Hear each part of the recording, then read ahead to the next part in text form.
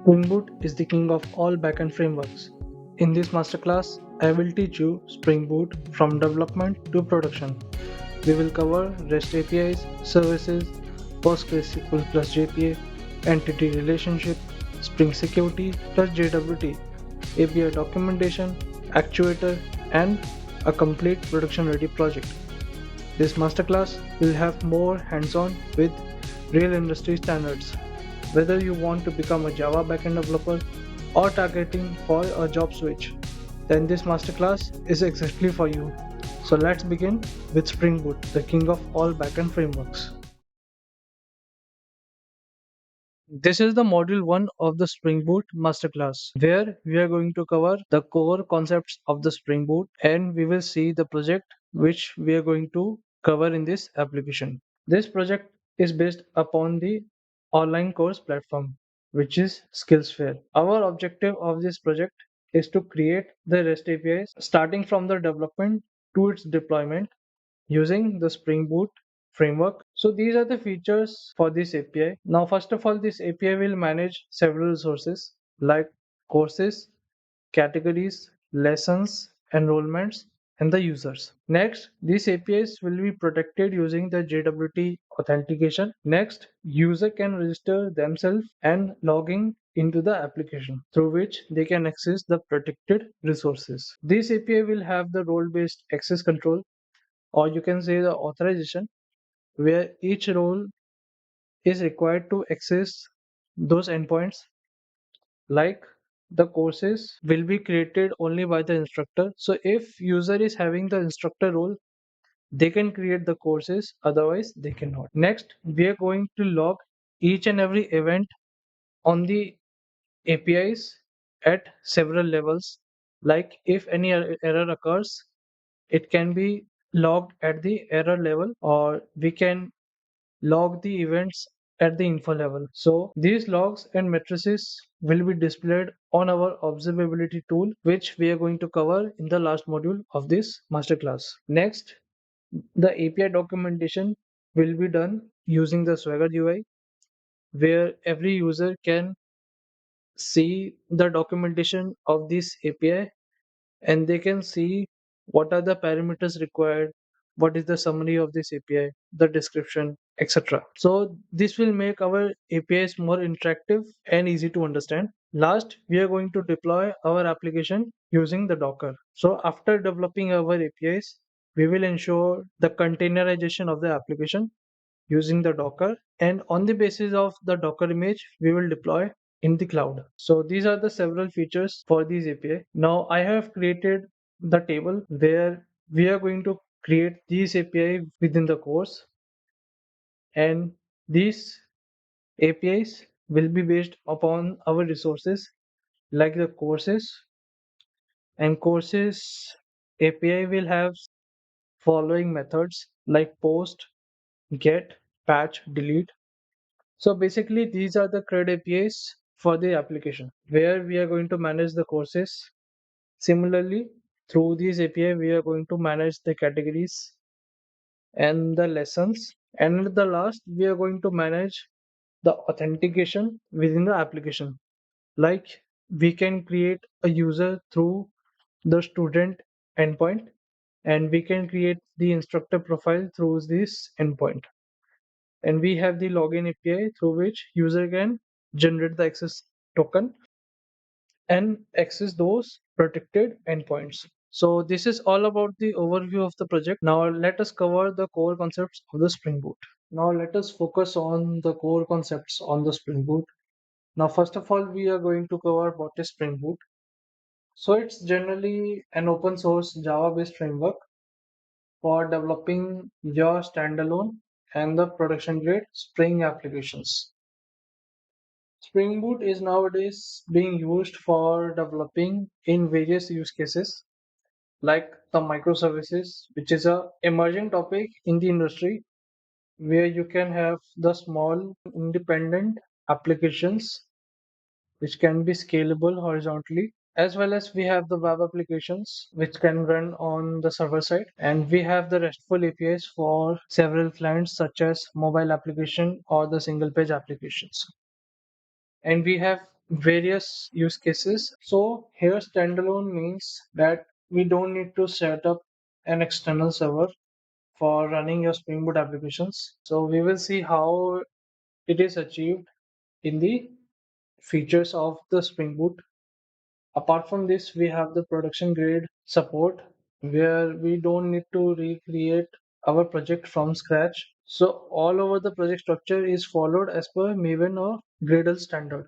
So the Spring Boot works on the top of your Spring framework, which is the core of your Spring Boot application. And Spring Boot is a utility for the rapid application development where we create a prototype of the application on the basis of some initial requirements, and based upon the feedbacks we iterate our software development accordingly and we launch the product in the market. So generally Spring framework is a complete package for developing your enterprise level applications.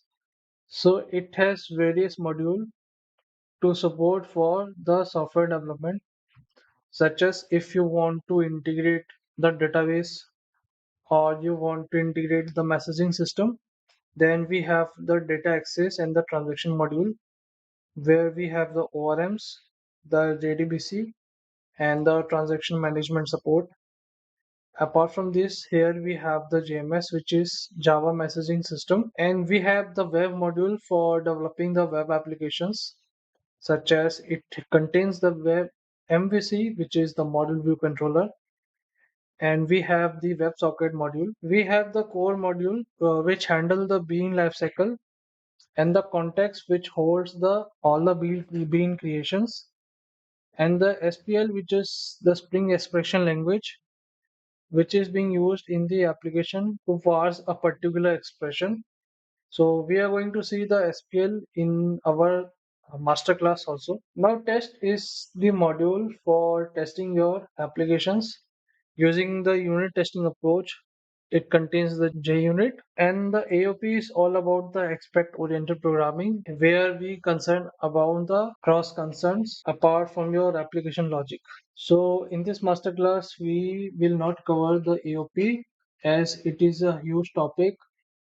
So we will cover this AOP in any other video. So primarily the goal of Spring Framework is to achieve this inversion of control. It generally says that to delegate the dependency management of the object to the outside of component rather than the responsibility of developer is to maintain the application logic.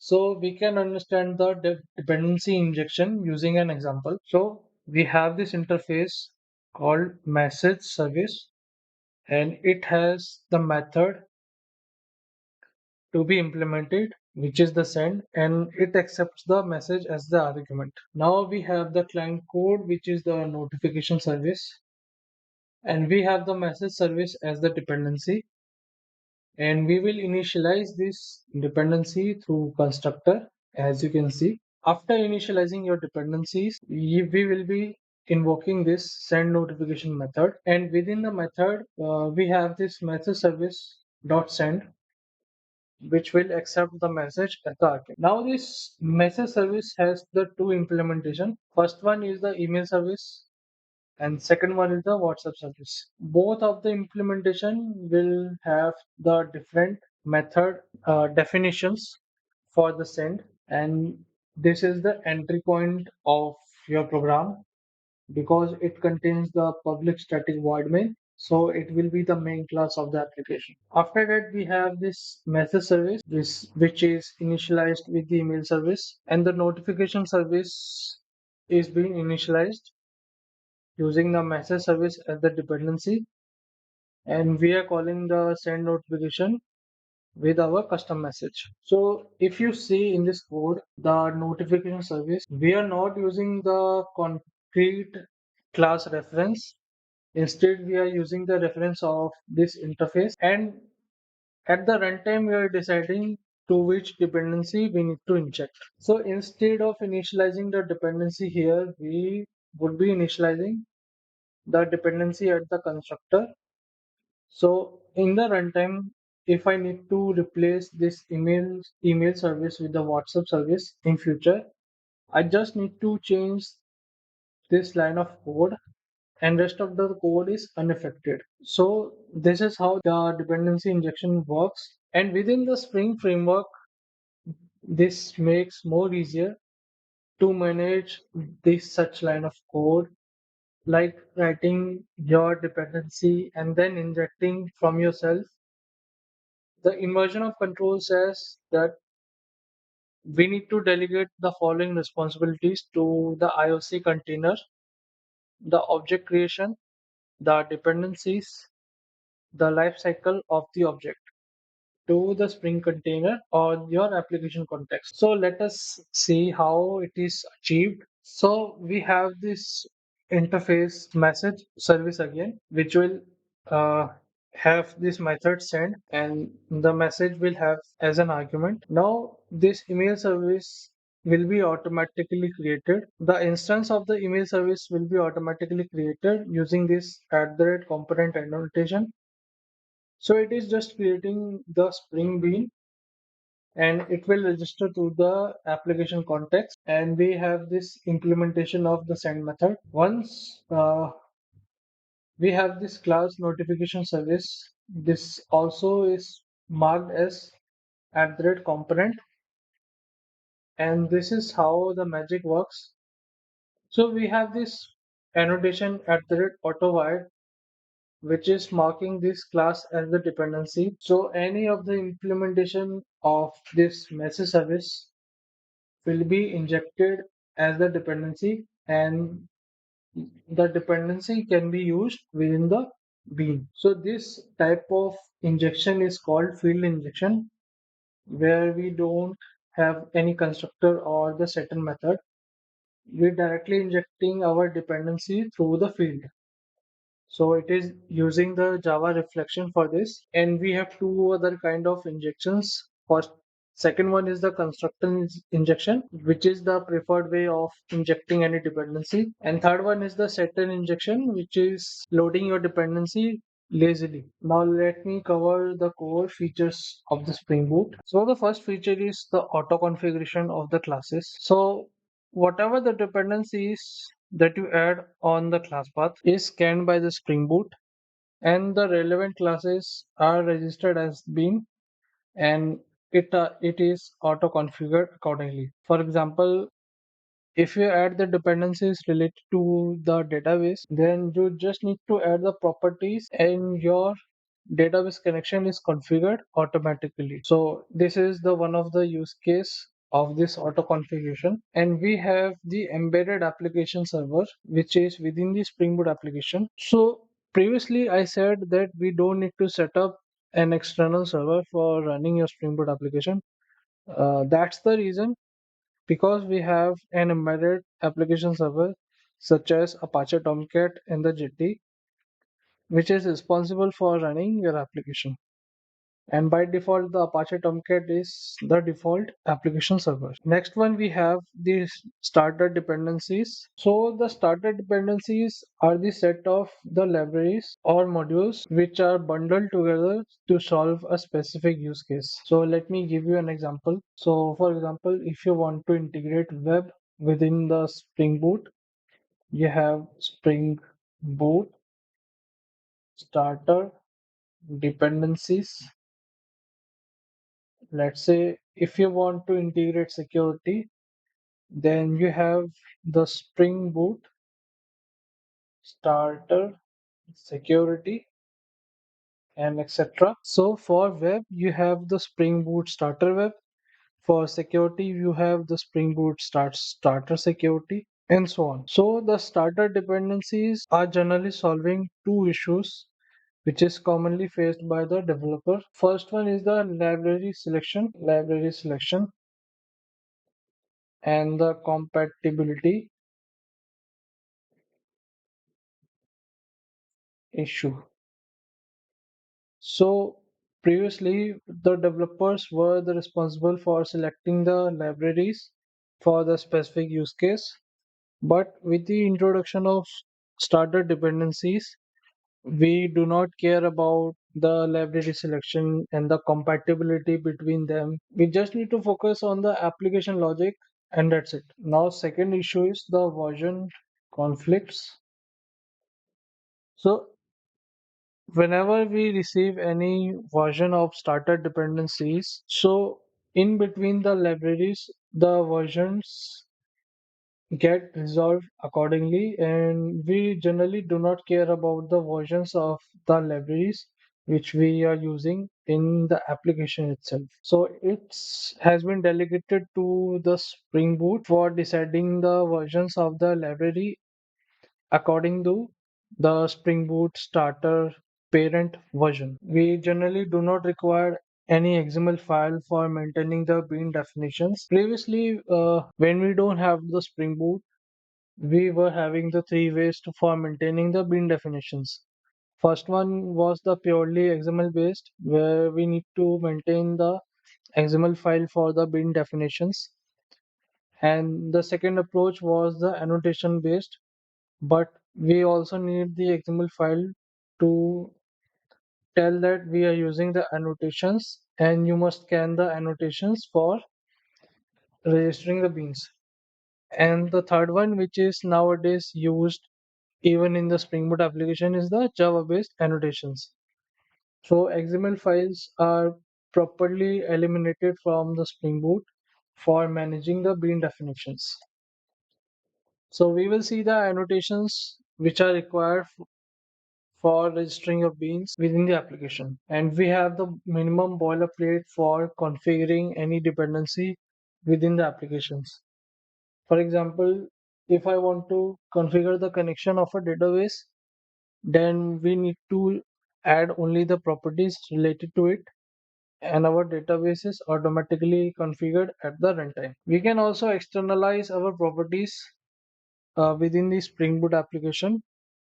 So it provides separate files such as application.properties or the application.yaml, where we can mention the properties provided by the Spring Boot for configuring the specific use case. So we are going to see this feature within the development itself. And the last one is we can package our application in form of jar or var. Jar basically means the Java archival, and var basically means the web archival. So whenever we need to deploy the application in the Apache Tomcat, which was externally set up, so that application was need to be deployed in form of var. But with the introduction of jar file, you can directly run your Spring Boot application. So these are some of the common features provided by the Spring Boot, and let's cover the common annotations which we generally use in the Spring Boot applications. Now this is our first annotation, which is commonly seen in the application. So it is used at the main class of this application. Generally, it is made up of three annotation. So if I show you, first we have at the rate enable auto configuration. Then we have at the rate component scan,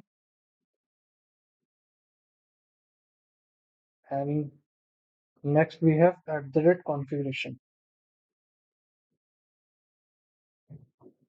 So when this at the rate enable configuration is used, so it generally scans for the dependencies available in the class path, and based upon the conditions, the relevant classes are registered as bean and they are automatically configured accordingly. And at that component generally scans for the beans available in the base package as well as at the sub package where your main class is located. And we will see now this at the rate configuration annotation generally marks this particular class for registering your beans. So wherever you declare a method with the bean annotation, so it must be placed inside the at the rate configuration. Otherwise, they won't be registered for the bean creation. and it won't be registered at the application context. So this is the at the rate Spring Boot annotation. Sorry, it is the Spring Boot application. Now next one is the bean, which is responsible for creating the beans of particular class. But here it is applied at the method level. And if you need a full support for the customization of the bean, means you need a full control over the bean creation, then this annotation is very useful. So we are going to see this how the bean annotation is applied within the application. Next, we have at the rate component, at the rate service, and at the rate repository. So these three annotation has common purpose for creating the bean, but they have different context. At the rate component is used for the general purpose, and if I talk about this at the rate service, so it is marked on the class which contains the business logic, and at the rate repository is marked on the classes or the interface which is used for the data access layer. So these annotations have different contexts, but their purpose is same for creating the beans with the singleton scope. Now, at the rate controller is used for registering a specific class as a controller, which generally returns the template view to the client instead of returning the response body, whereas the at the rate rest controller is composed of the two annotations. So it is made up of at the rate controller plus at the rate response body, and at the rate response body is instructing the class that this will not return the template view. Instead, it will return the response body either in form of JSON. So that's the REST controller. We have the REST request mapping, which generally handles the particular request irrespective of the method, but it is preferred to be used at the class level to set the prefix of the endpoint. And we have these annotations: the get mapping, the post mapping, put mapping, patch mapping, grid mapping. So each annotation is bind to its respective HTTP method. For example, this get mapping is used for the HTTP GET request, and this method can be seen as per HTTP method. Now the request param is being used to bind the request param value with the method argument which is used inside the controller method. For example, if I show you a URI, let's say you have the courses and you have this page number is equal to 1 and category ID is equal to 10. So if you see that we have the two request params, first one is the page number and the second one is the category ID. So these two request param values will be bind with the two different request method argument of the controller class.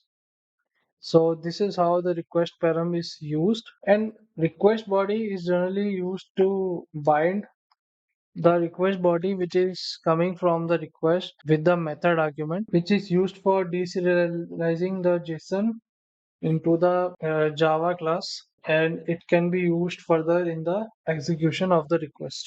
And the last we have this path variable, which is very similar to request param, but we are binding the value of the path variable instead of the request param. So if I show you with the example, let's say we have the courses and we have this value 1, and another URI is the courses with the next value of 2. So if you see carefully, we have the value 1 and we have the value 2.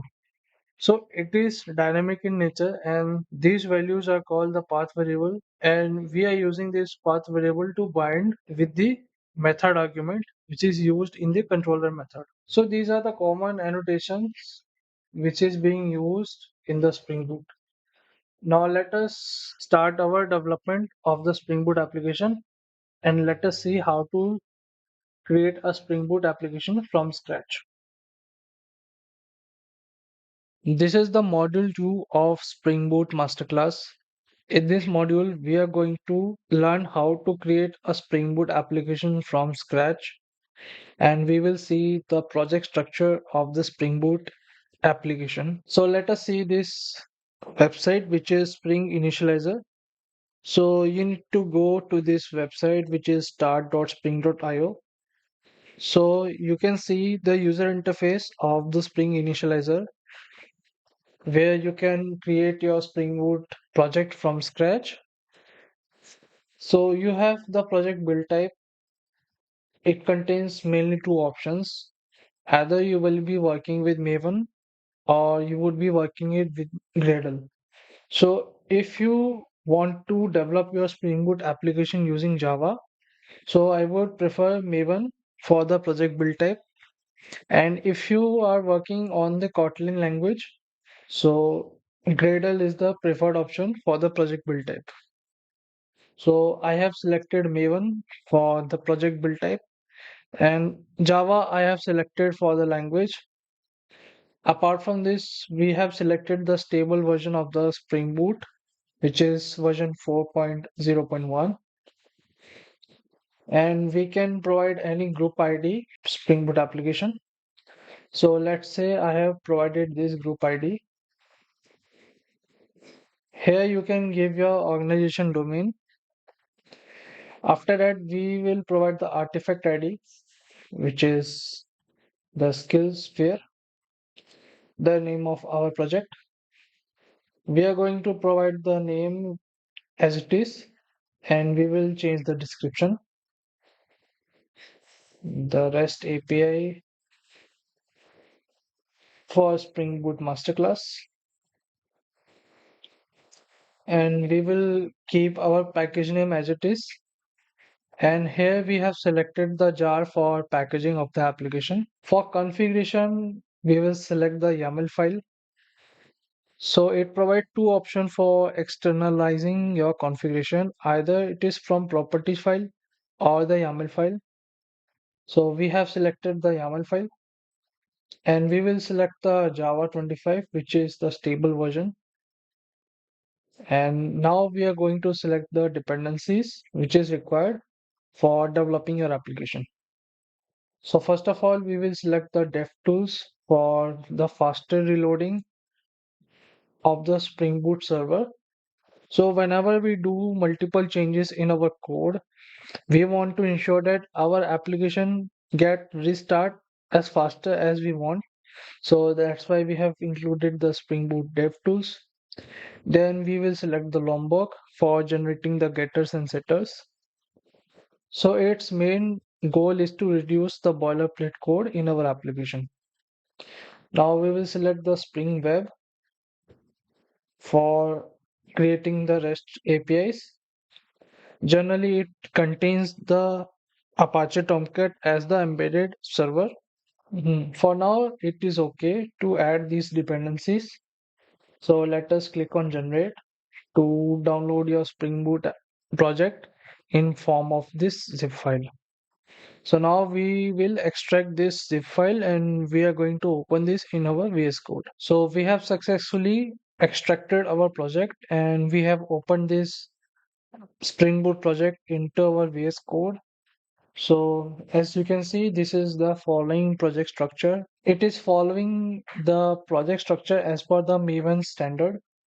So we have this pom.xml file. It contains the metadata of the project which you are creating using the Maven, and it contains the parent tag, which is our Spring Boot starter parent, and we have the specific version which we included when we were downloading this project. So similarly, we have the group ID, artifact ID, and the versions which we have mentioned while creating our Spring Boot project. And we have also have various dependencies available for this project, as you can see, and these are the plugins which will be available in the Maven project. So these plugins are related to Lombok, for the functioning. Now we have this following Maven CMD, which is generally used to run your Maven commands, so they don't require to install Maven within the system. Next is the SRC folder, which contains the source code of the project. So the resources folder generally contains the static files or the template files such as HTML, and static file contains such as CSS files and JavaScript files. And this is your YAML file, which contains the external properties which is being used within the Spring Boot application. For example, you can mention your database connection and it will automatically configure according to the properties. So you can create your custom properties as well as the properties which is provided by the Spring Boot itself. So we are going to use most of the properties within this application .yaml file. Next is the test folder, which will contain all your unit tests. So this unit tests are generally written in the JUnit. Next is the Java folder, which contains all your Java related source code. And we are going to develop our REST APIs within this Java folder. And this is your main class of the Spring Boot application, as it contains the @Spring Boot application annotation, and it has the main method for running your Java application. So to run your Spring Boot application, we just need to click on this run. So our application is getting started. So by default, we have this Apache Tomcat as the embedded server, and by default, it runs on the port 8080, and our application is running successfully. And we have the functionality for changing the port number of the server by using some simple step. Let me show you. So once you go to the application.yaml file, we need to mention the property of server.port. Let's say I want to run this port number on 8085, and let us save.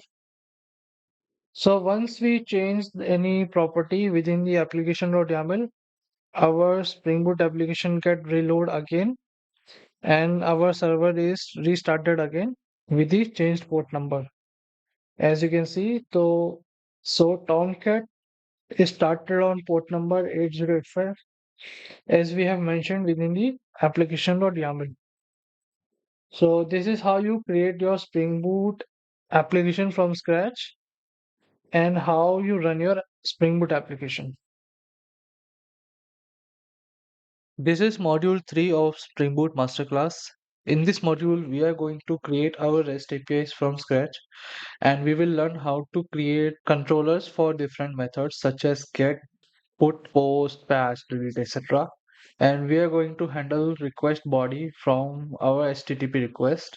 And we will also handle the request params and the path variables from our HTTP request. So let us begin with our development. Now, first of all, we will create a sub package within our Java source code. Let us name it as controller. And now we are going to create several controller classes. Let's say this one will be category controller. It will handle all the requests related to our categories. Let us save this file and let us create more classes. So it will be course controller .java. Next one will be our lesson controller for managing all the lessons for specific course, and this will be the auth controller. So this will be the auth controller for sign up and logging of the user within the application. And let's say this will be the user controller where user can see its all the details. Now let us go to this category controller, and first we will mark this class with REST controller annotation for creating our REST API. Next, we are going to use this request mapping annotation, and we will provide the specific path so that every request will come to this controller. So we will give the path of categories. So all the requests which have the path categories will lie to this controller class. Now we will create several methods available in the class. So first we will create category. Now before that we must create our request body classes. So let us create a subpackage which is DTO. Now we are going to create this class category dto.java. Okay. And we will have several fields available. So first of all, the ID itself, the name and the description. Now we are going to set the getters and setters using Lombok annotation.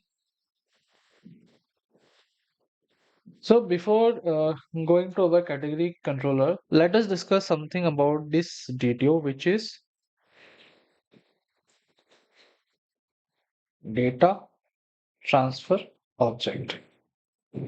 So why I have been using this pattern within the application? Let us discuss it. So DTO generally means the data transfer object. These are the objects which look similar like your domain classes, or you can say the entities which are used within the application. But it is very lightweight in nature, and its specific use case is for the request response cycle, where we do not use our entity class for serializing or deserializing the request and response body, and it doesn't contain any logic related to the business requirement. It contains only the attributes and the getters and setters only. So it generally avoids the overfetching of the particular resource. Let's say our domain class contains 10 to 12 field, but we need only 5 fields to be represented at the client level. So we generally create our DTO class and we reveal only those fields which is required to be presented in the application. So this is the overview of your DTO class. So let us save this file and we are going to use category DTO as our request body. Now to retrieve the request body from our request, let us use this annotation at the request body. So it will deserialize our request body accordingly and convert it into the instance of this category DTO. Now to handle the post request for this category controller, we will use this post mapping annotation. And so this is our post mapping. So what we are going to do now, after that, we will create a common response body, which will be applicable throughout the application. So let us create this class response DTO.java, and it will be generic type so that we can apply to any data type for the request response body. Let us apply getters and setters. Now let me add some of the attributes which is required for this response body. So first will be our message. Second will be our data. Third one will be the total count. If we are sending the list within the response body, we are going to show how many total instances are available for this particular resource. So it is very useful for pagination purpose. Let's say we have hundreds of courses available in our database and we are just only showing the number of items is 10. So for calculating your pages on the client side, we need to give him the total count of the courses available in the database. So this is the total count which we need to show. And last one is the local date type, and we are going to name this variable as timestamp. So we will initialize now using this now method, and we are going to replace this void with the response DTO category DTO. And for now, we are going to return null. So what you can do is you can wrap your response within the response entity to ensure that the correct HTTP status code is sent after completing your request and before sending the response to the client. So by default, Spring Boot sends the status code of 200 in case of any method is invoked, but we want to change our HTTP status code. So we will use this response entity, not just only sending the correct HTTP status code. Response entity is used to add the HTTP headers for the particular responses. So it is the one of the use case response entity. So let us use this response entity, then status, and we will use this HTTP status for the named status code. So let us say we are using this created status and we are using the body. For right now, we don't have any response body, so we are sending it less null. Now let us write more methods for this category controller. Now to handle the get request, let us create this method, the response DTO. So we are going to send the list of categories here, category DTO, get categories, and for now we will return null. So to handle the get request, we will use this get mapping annotation, and we are going to wrap our response with response entity. So we will keep it as standard, and we are going to use this response entity dot OK for 200 status. And let's say we want several request parameter within the HTTP request. Let's say our URI for categories will be look like this: categories page number is equal to 1 and page size is equal to 10 and sort by is equal to name and sort order is equal to descending. So our URI will look like this, and these are the following request param which is coming in our HTTP request. To get all the values, we will use at the rate request param, and let's say I want the page number. So we will use this name same as it is as we are using in the request param. And if you want that particular request param not to be mandatory, we can have a default value available. So let's say the default value for this request param will be 0. So in this case, if it will not throw any kind of exception, so Spring Boot will add the value from its own. And now let's say our having, so let us create another request param which is page size and default value is equal to 10. And you can have different name for this request param. We will let us see how. So you can have name as sort by, and let's say the default value is name. So we will have this sort by, and we are going to have last parameter So we will not define the name here. So we will use the default value as ascending. So this will be our sort order. And here it is saying that it is unnecessary path variable definition because we are using the same name within the argument. So we can omit this attribute and we are good to go with our get request. Now let's say I want to create another get request for specific details of this category.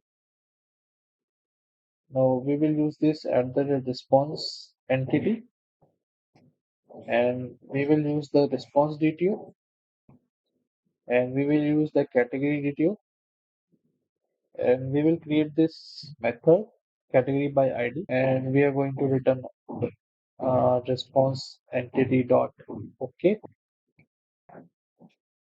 Now we need to use the path variable for this particular get request. So what we will do, will be our get mapping and our path will look like this categories slash we will use the curly braces to get the path variable value. Now this will be our variable name.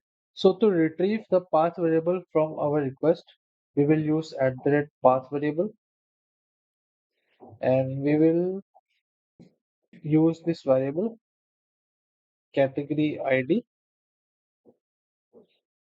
So you can give the same name as you have used in the path variable as well as you can mention the specific name of this path variable, let's say category ID. For now, it is not necessary to give me this category ID name because the same name we are using in our method argument. So we will omit this attribute again. So let's say our URI looks like this at the rate categories slash 10 or at the rate categories slash 1.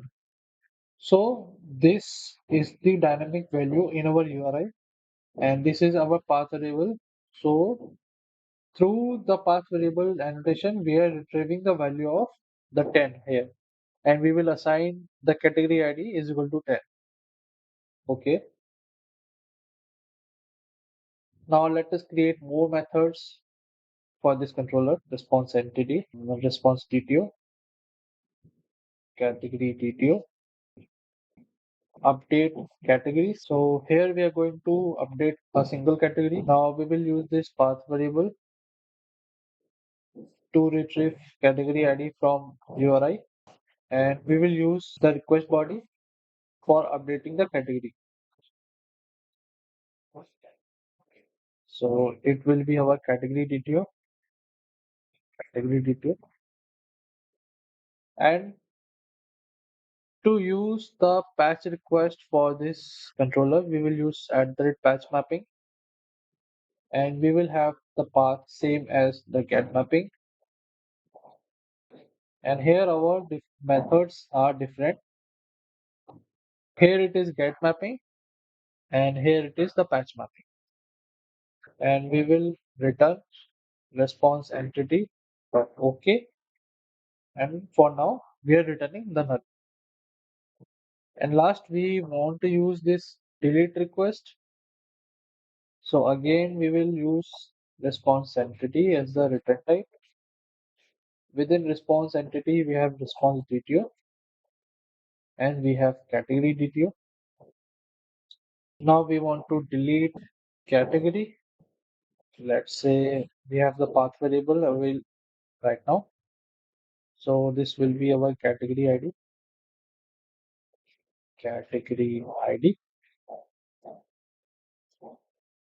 And for delete request, we will use at the delete mapping. Path will be the similar as we are using in the get and the patch mapping. So category ID. Now we will use this response entity dot okay. And for now, we have no response priority, so we are returning null for now. Now let us apply the validation on the request body, which we are retrieving from our HTTP request. So as you know, validation on each and every field for the request body is very important. If you see in any kind of application, we want to validate the rules which are applied on each field of the request body. So how to apply the validation? Let us see. So we need some dependencies for it. So let us go to the dependencies and we will search for validation. So we are using the Hibernate validator for validating our request body, and we will open this explore. So here you can see the pom.xml file, and we just need to copy this dependency, which is Spring Boot starter validation. We will go to the pom.xml and we are going to add the dependency. We will save the file and let us reload our class path accordingly. Now we have loaded our validation dependency in our class path successfully. And now we want to apply several validations on this category detail. So I have written rules to apply for validation. For name, it should not be blank, and the max length for the name should be 100. And we need to follow this pattern that first letter should be in uppercase and no special characters are allowed except the numbers and the white spaces. Similarly, for description, the max length should be 255 characters. Now let us apply each and every validation. So first we need to apply not blank so that the name cannot be blank here, and we can provide our custom message. Name cannot be blank. And next validation we can have of size, and we can tell the max of 100 characters. We will again provide the message. Name cannot be greater than 100 characters. Okay. Next, we are going to use at the rate pattern annotation for applying our regex. So how to use the regex? We have several patterns like this. So our first letter will be in uppercase from A to Z, and we can have the second letter as follows. So we can have in small letters, we can have in capital letters, we can have from 0 to 9, we can apply the white spaces here, and we can have any number of characters. So this is the regex pattern. You can search it in the Google for such kind of patterns. Now we can send the custom message. Name should follow this regex. Let me write the regex pattern. A to Z from caps letter, small letter, space.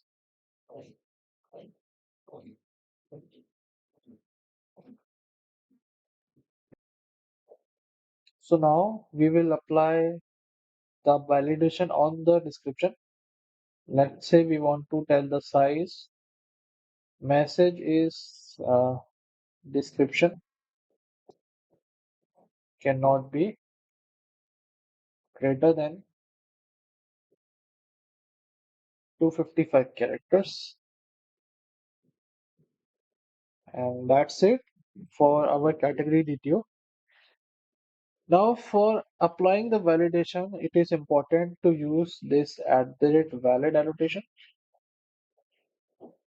So at the rate valid annotation for applying the validation on this request body. So this is how you apply the validation on the request body. Similarly, we can follow this pattern in other controllers also. Now there are high chances that our validation get failed on several requests To handle the exceptions, we can apply a global exception handler within our application. So we can create a custom package, exception handlers, and within the subpackage, we are going to create a class global exception handler. So what it gives the advantage is to reduce the boilerplate code for the exception handling as much as you can. So to apply the global exception handler, we will use this at the rate REST controller advice, and we are going to create a method for handling specific exception. Now, before that, we must create the response body for sending the errors. So we can have a common response body, which is error response dto.java, and we can have several attributes within that. Let's say the path of the URI from which error was coming. We can provide message. So we can have next field in this class.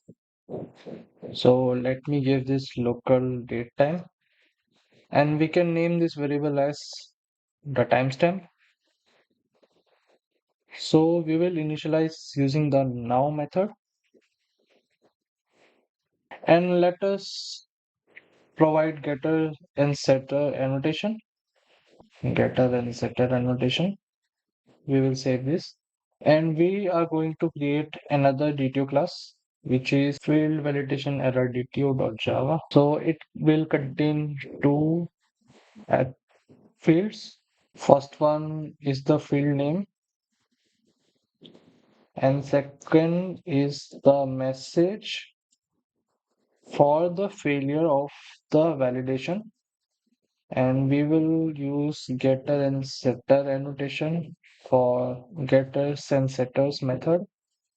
We will save this, and we will use this in our error response DTO. So it would be list of field validation error DTO, field validation errors. Right now it would be null, and we will go to this global exception handler, and we are going to return as error response DTO. Now we will create a method handle method argument not valid exception. Within the argument, we will use the method not valid method argument not valid exception. We will use this variable, and we are going to use an annotation which is exception handler, and we need to provide the class for this particular exception. Method argument not valid exception dot class, and we are going to use another argument which is web request. So it will contains all the information related to the request. Now first of all, we will create an instance of error response DTO. So error response DTO is equal to new error response DTO, and we will set this response status code using at the rate response status. And for now, we are going to use bad request status code, which is the 400. And it is another way for setting your HTTP status code along with the response entity class. So let us set the path using the web request dot get description. So we are not going to include the client information. So from this method, we will extract the URI. Next, we will get field errors. It will list down all the field errors let's say list of field error, field errors, and then we are going to iterate over the field errors. For each error, we are using this lambda expression, and field validation error dtu is equal to new field validation error dtu. Now error dtu dot set field name. Now we are using this error and get the field, and we are going to fetch the validation message for this particular field. Get the default message. Instead of for each, we will be using the stream and then map method, and we will return this error detail, and we will convert the stream using the toList, and we are going to get the list of the field validation error. So we will retrieve this within the variable field validation error detail, field errors, field validation error details, and we will set the field validation errors, and we can set a message validation field, please check all the error messages, and we are going to return this error response detail. So we have written this custom method for handling this specific exception type. Similarly, we can follow this approach to handle all the others exception which could be raised in our application. This is the module 4 of Spring Boot Masterclass. Here we are going to cover the Spring Data JPA related concepts, and we will see how to integrate your database with the Spring Boot application. Apart from this, we will be dealing with the JPA repositories as well as your entity creations. So the Spring Data JPA is a part of the Spring Data family. So it is basically a framework which makes your SQL database interaction very much easier with the help of the JPA, which is Java Persistence API. So before the introduction of the JPA, we were having the JDBCs, which is the Java Database Connectivity, and we were supposed to maintain connections manually, and we would be creating our own SQL queries to execute the CRUD operations, in which we were facing lots of issue.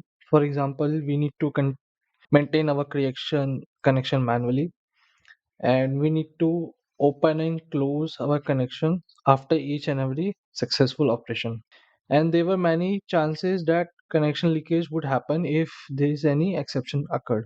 So that's why ORM came on the top of the GDBC. So ORM is basically the object relational mapping, which helps in converting your implicit CRUD operations into the native SQL queries.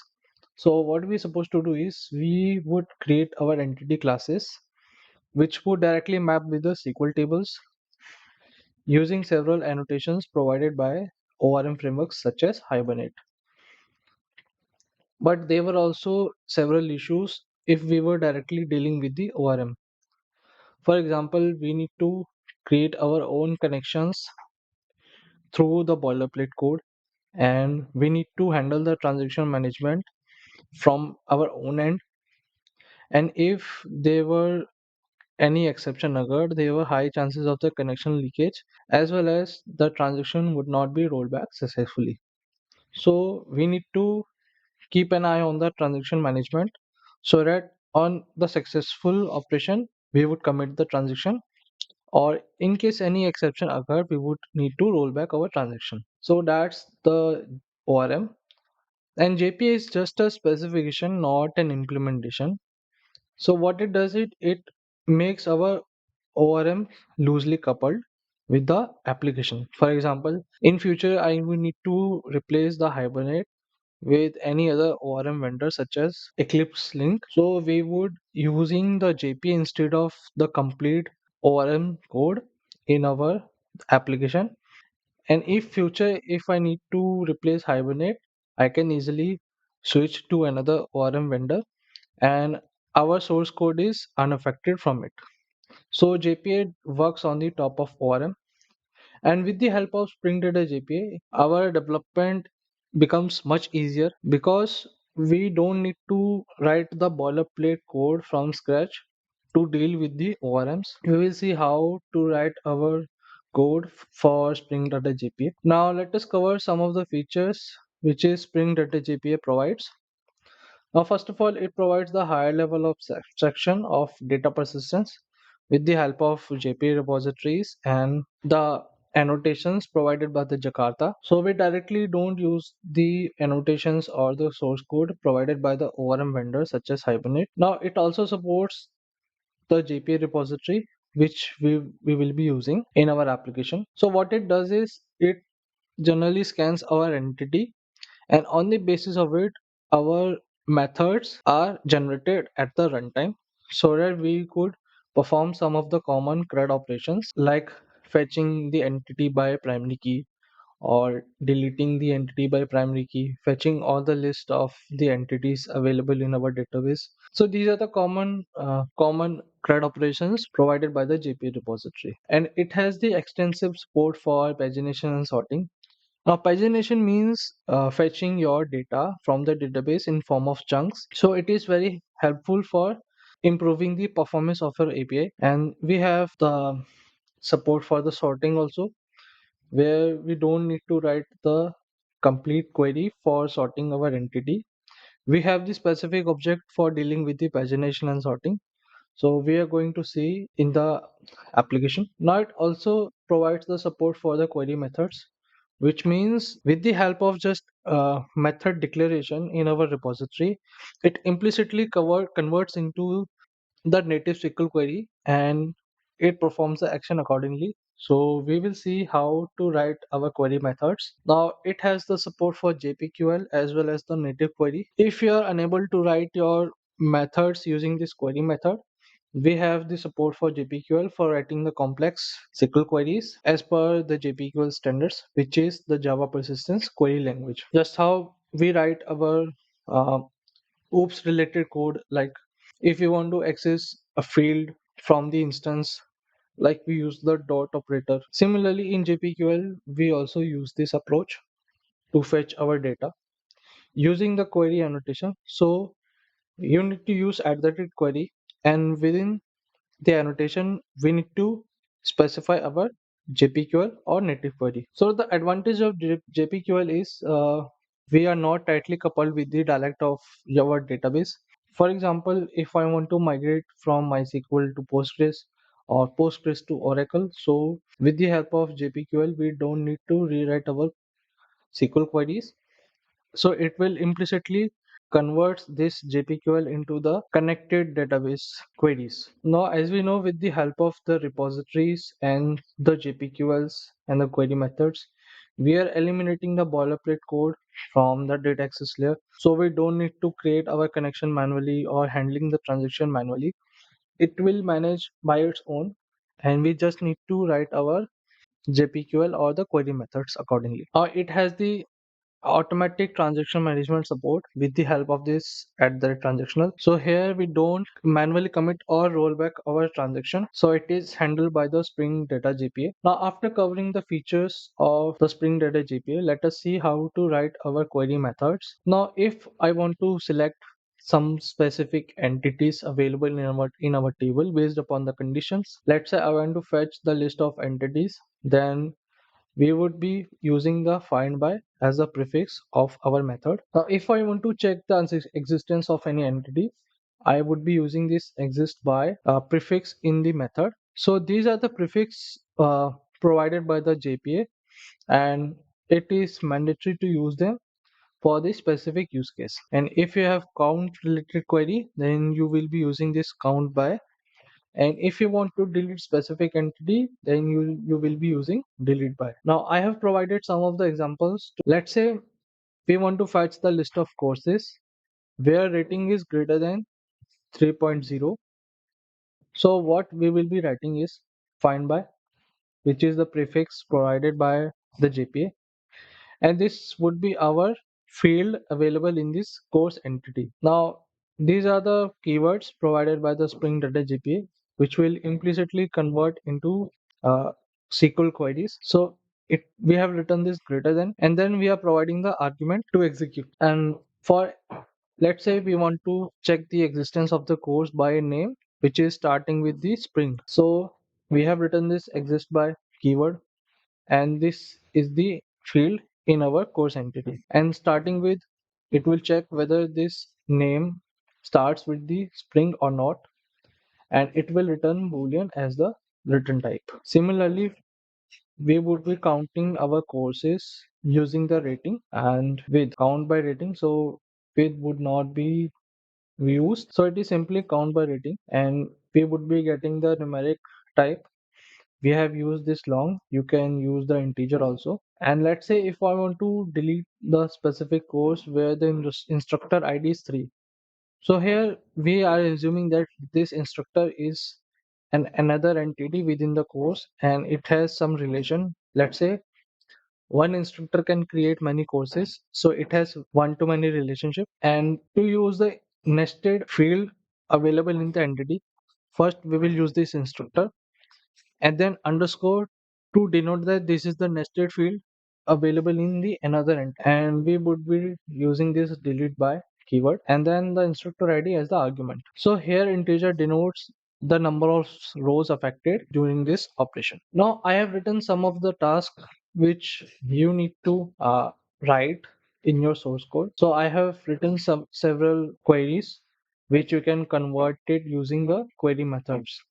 So first of all, you need to find all the courses where name of the course contains Gen AI, either starting or in between or end with.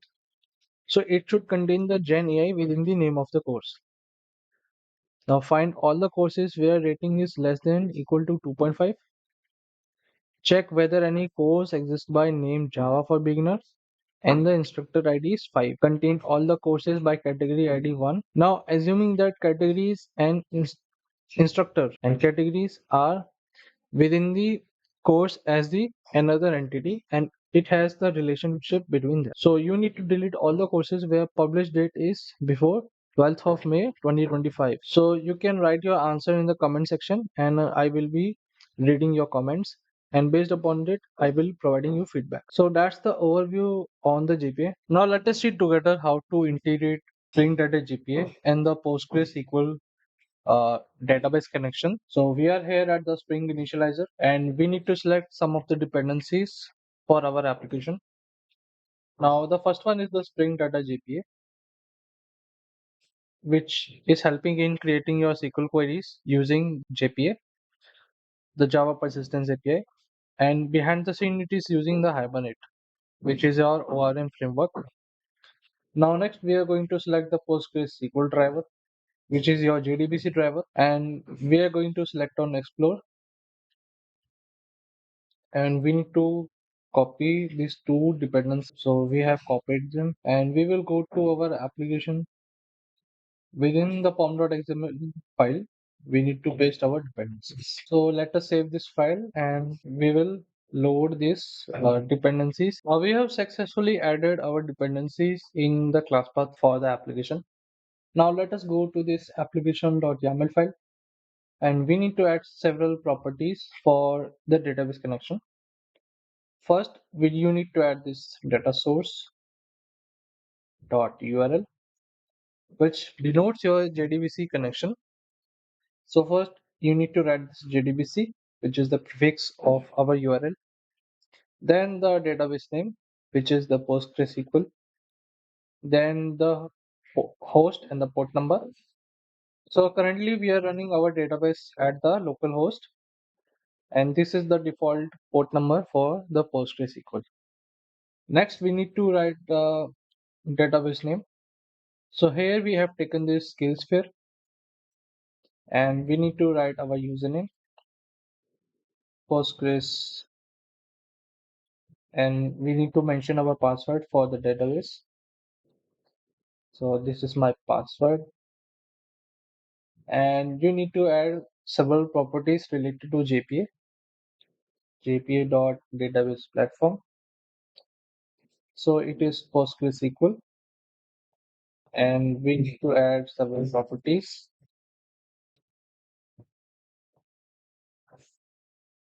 Hibernate.ddl auto, and here we will be using this update.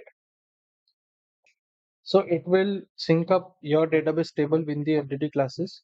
So whenever changes are there in the entity class, for example, you add some fields available in the entity or you have created new entity, then it will automatically sync with the database table. Yeah, we have mentioned most of the properties which is required for database connection.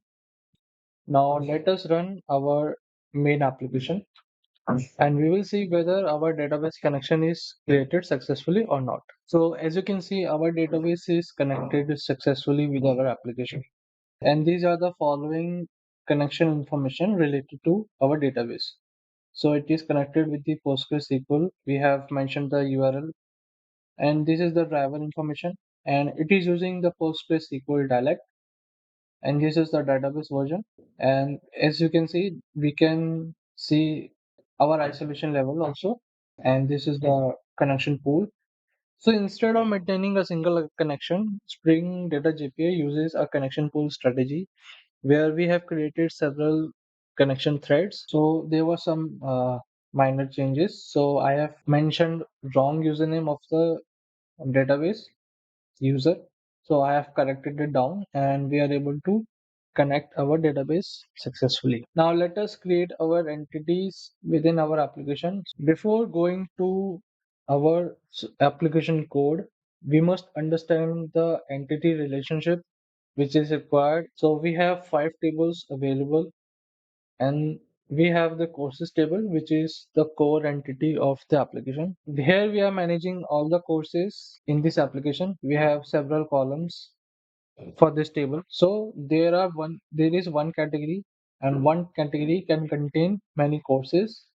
So it has a many to one relationship. And similarly, there is one instructor which can create multiple courses. So here the relation is one to many. So one user can create multiple courses. And we are storing instructor ID for the user reference. And we are storing category ID for the category reference. And within the one course, we can have multiple lessons. So there is one to many relationship between lessons and course. So we are storing this course ID for the course reference, and we are storing many to many relationship between the courses and the user enrollment, which would be our student. So this is the many to many table with the name enrollments. So the course ID is stored for the course reference and the user ID is stored for the user reference. And we are also storing the enrollment date on which user enrolled the course. So this is the following entity relationship within our application and we are good to go to begin our development. Now let us create a sub package within our application. So our package name would be entity. And within this entity package, we will be creating user.java as our first entity. And first, we are going to use this at the rate entity so that it would be available in the entity lifecycle, which is generally managed by the entity manager. And this is the class which would be available in the data JPA for handling all the entities which are being getting registered. Next, we will be using the table annotation so that we could name different table name in our database. So let's say it is our users table or simply users as per the diagram. Now we are going to create a primary key for this table. So we would be using as ID and we will use this at the rate ID annotation to mark this field as the primary key. and we would be defining an strategy for generating our primary keys. So we will use this at the rate generated value, and then we are going to define the strategy. So this strategy would be based on the auto increment of the serials which is available in our database. So we would be using this generation type dot identity. So it is the responsibility of the database to assign the primary keys using this database identity column. So it would be auto incremented on the basis of the entities which are getting inserted in our tables. Next, we would be having the first name field. Now we could define the columns definition for this field. Here we are using at the rate column where we can provide our name for this field, which is first name, and we can define the constraints. Let's say it would be maximum 150 characters, and whether it should be nullable. So it must not be nullable. So we are marking as false. Now we will be defining more fields for this entity. So this is last name, and this is our username. This is our email. This would be our password, and this is the last login at. Now we are going to generate getters and setters using the annotation provided by the Lombok, and we will be storing the role of this user. So here roles are the student, the instructor, and the admin. For this use case, we will be storing our roles in an enum, and we will be using directly in our entity classes.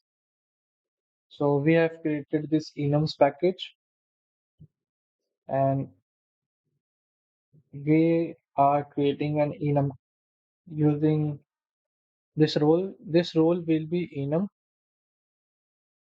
and here we will be having several roles: student, instructor, and admin. Now we will be using this private role, and this will be role. And to save the enums in form of string, we will be using this enumerated, and we need to specify how to store the enums. So we'll be using enum type dot string. Now let us define the columns for the following fields. Says this would be last login at, and we are going to create password column. Our name would be password. Length should be 255. Nullable false. Now let us define column for email.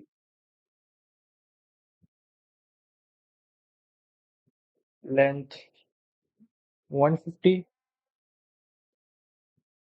Nullable false. Now let me copy this annotation, and we are going to use here. So here we will be replacing email by username, and the column for last name, and here we will make it nullable. So we have defined the columns. Now let us define the column for roles. name role, and nullable false. So we have defined all the columns for this user entity, and now we can define the unique constraints for this user table. Now let me format it, and we need to provide an array, and using at the rate unique constraint we can define multiple unique constraints. Now the first unique constraint will be applied on this username column, and the second unique constraint will be applied on the email column. So the username and email must be unique within the user table. So this is our first entity created. Now let us create more entities for this application.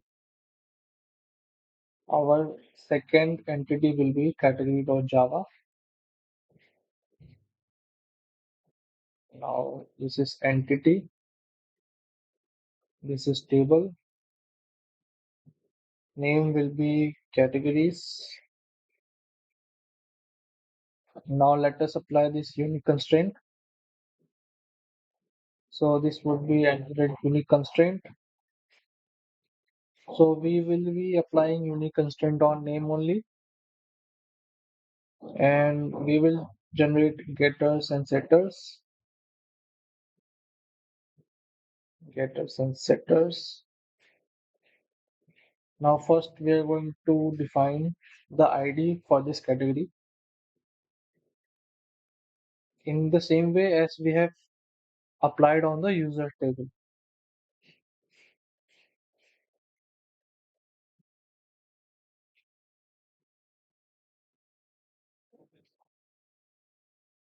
Now let me define the generation value. Strategy will be generation type dot identity. Now let me define more fields.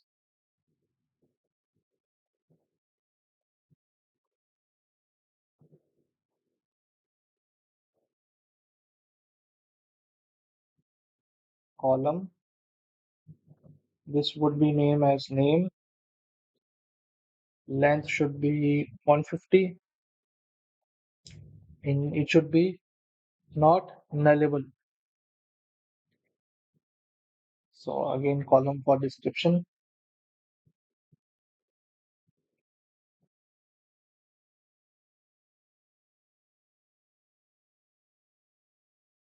So length should be 255, and we have created the second entity for the application. Now let us take a short break, and I'm going to create other entities in this application, and we will have a walkthrough of the entity code. Now we have created all other entities for the application. Now let us see one by one. So first of all, we have created this entity courses, where we have provided the table annotation with the name and the unique constraint. So on the combination of title and category ID, we have applied the unique constraint. And similarly, we have defined the primary key for this course and the generation strategy for the primary key. And we have title description. And here's the key. We have maintained a relationship between the users and courses. So one user can create multiple courses.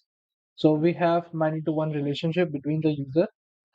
And here's the join column, which defines the foreign key of the user entity. We have provided the name of our column for this course table, and to which column you need to reference we have provided as ID. So this ID column will be available in the user's entity. Similarly, we have defined the foreign key for the category with many to one relationship, and we are maintaining one to many relationship between the lessons. So one course can contain multiple lessons, and this attribute cascade defines how to propagate your operation from parent to child. So we have used this cascade type dot remove. What does it mean? If I try to delete this course entity from my table, it will delete all the lessons related to this course. So it will propagate the delete operations from parent to child. Understood? And similarly, we have defined this strategy in the category. So one category can contain multiple courses. So if I try to delete a specific category, so whatever courses which lies within the category will also get deleted. So it is kind of propagating the operations. Next, we have the lessons entity. In the same way, we have defined all our fields and the table definitions where we have the name lessons as the table name, and we have applied the unique constraint on name and course ID. As you can see, we have maintained a relationship between many to one between the course. Now let me show you the enrollment entity. We are maintaining the relation between the course and the user. So here we have used this many to one relationship between the course. So one course can belong to many enrollments and many enrollments can be happen to one course. Similarly, one user can enroll to many courses and many enrollments can belong to one course, and we are storing the enrollment date. Now user will also have the relation which is one to many. So if I try to delete this user entity, I would be deleting the courses as well, which is created by this specific user. So this is the complete walkthrough of our entity code. Now let us create the repositories for respective entities. Now first we will go to this repository. Here we are creating the subpackage, the repository. Now first we will create the repository for our user entity. So let us create a file user repository.java. Now we will use the interface and extends the JPA repository. Now it is of generic type and we need to provide two parameters. First one is the entity class itself. So we are going to define the user and what is the data type of our primary key for this user entity. So we are using the long as the primary key, and we are going to use this repository for generating the bean of this user repository class interface. We are going to save this file. And now similarly, we will be creating all others repository. So category repository.java. Again, interface extends the JPA repository. Now we will use the category as the entity, and we are going to use long as the data type of primary key. And again, we will use at the repository. So we have created two repositories. Similarly, we are going to create all other repository after a short break. Now I have created all other repositories which were remaining. Now first we will see the course repository. So in a similar manner, we have created this course repository, which is extending the JPA repository, and I have provided the course as the first parameter and the long as the second parameter. Similarly, we have this lesson repository,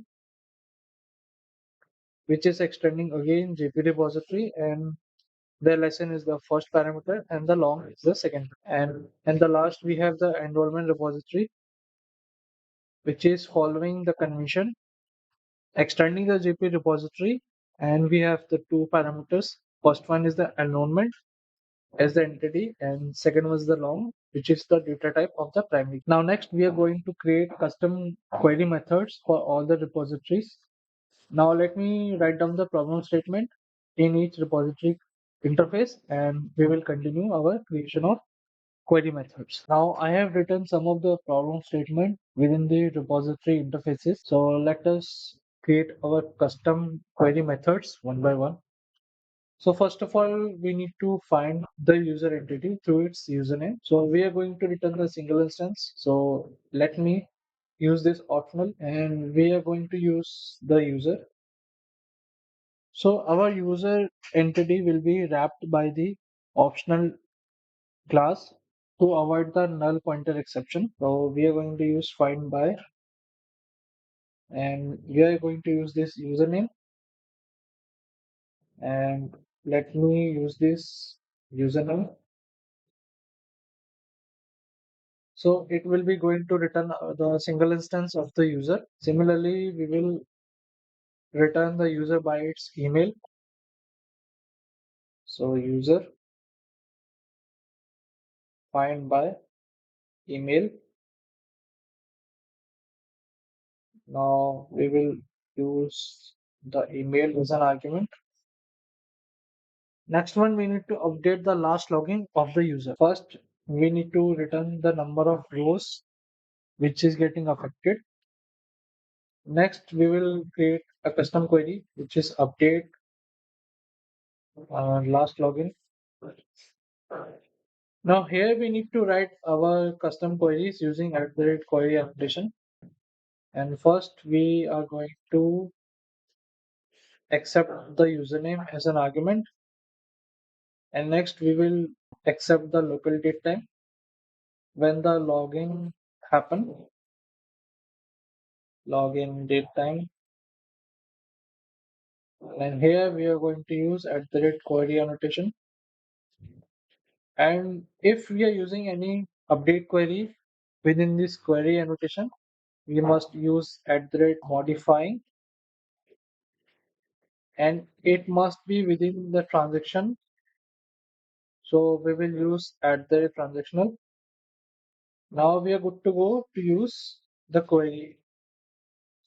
Now here we are going to use the JPQL. So let me write down the JPQL. So first we will update. Then we are going to use this user entity. Now next we are going to set the value of last login at. So this field will be available in the user entity. Now login date time.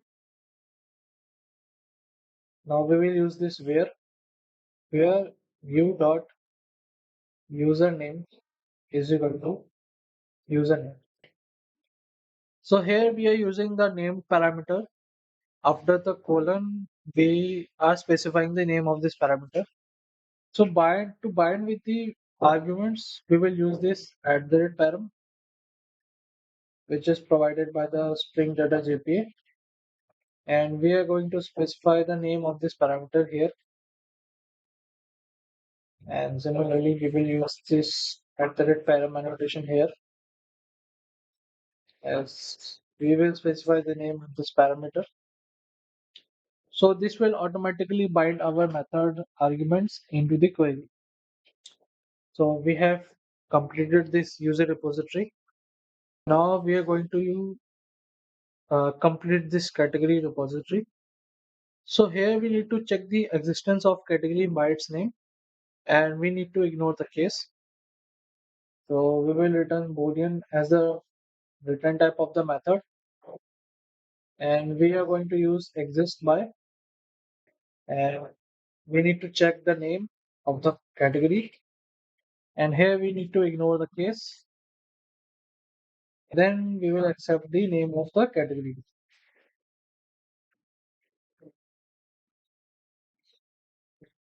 So we are done with the category repository, and let us go to our course repository. And here we have the three problem statements. First, we need to check the existence of the course by its name and category ID. So we will use Boolean for the return type, and then we have to use this exist by.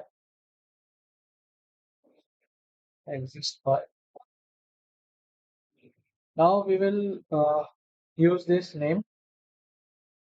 So we have the title here. We are going to ignore case. And to apply multiple conditions, we have the AND keyword, which is similar to the SQL AND.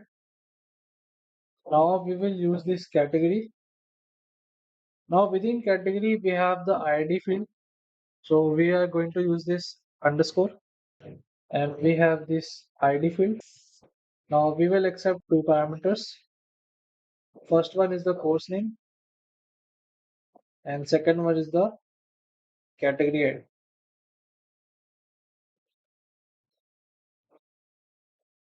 So we have done the first for statement, and next we are going to fetch all the courses by category ID. Now here's the catch. We need to apply the pagination also. So let us write down the method. So to return the paginated result, we have this object which is called page. So it is provided by the Spring Data JPA. So it is returning the sublist based upon the conditions. Now we are going to return the page of course. Now we will use find by as the prefix. Now we will use this category underscore ID. Now we will use this long category ID.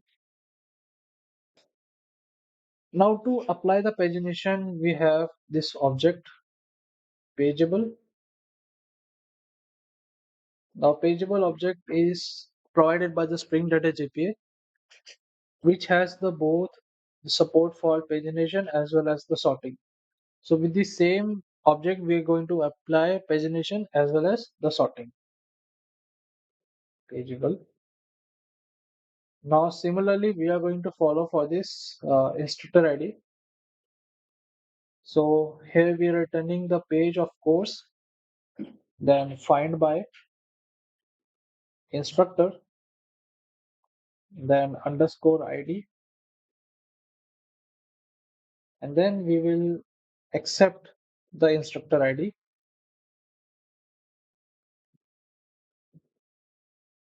and pageable of pageable. So we are done with the course repository, and let us look at the lesson repository. So we need to implement the two methods. First, we need to check the existence of lesson by its name and the course ID. So in the similar manner, we are writing this method boolean exist by name, ignore case,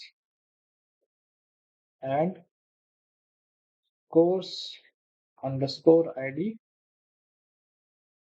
So we will have this string name of the course. Sorry, it would be name of the lesson. And next we will accept the course ID. Now we will find all the lessons by its course ID, and we need to apply the pagination. So this would be page of lessons find by course underscore ID. So we have this long course ID, and to apply the pagination, we have the pageable object. Now we are done with the lesson repository, and next we are going to use the enrollment repository. So we need to define all the methods within the enrollment repository. So we need to find all the enrollment by the course. So we will use this page of enrollment find by course underscore ID. We'll accept the course ID and the pageable object.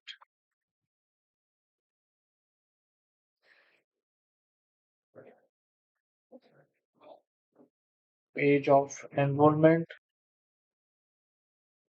find by user underscore ID, and then we will accept the user ID and then the pageable object. Now we need to find all the enrollments by the enrollment date before. Now in this case, we are going to return the list. So first we will write the list of all the enrollments. Now we need to use find by enrollment date, and And we will use this before clause to specify all the enrollments which is before the enrollment date. Let's say we need to accept the local date time of enrollment date.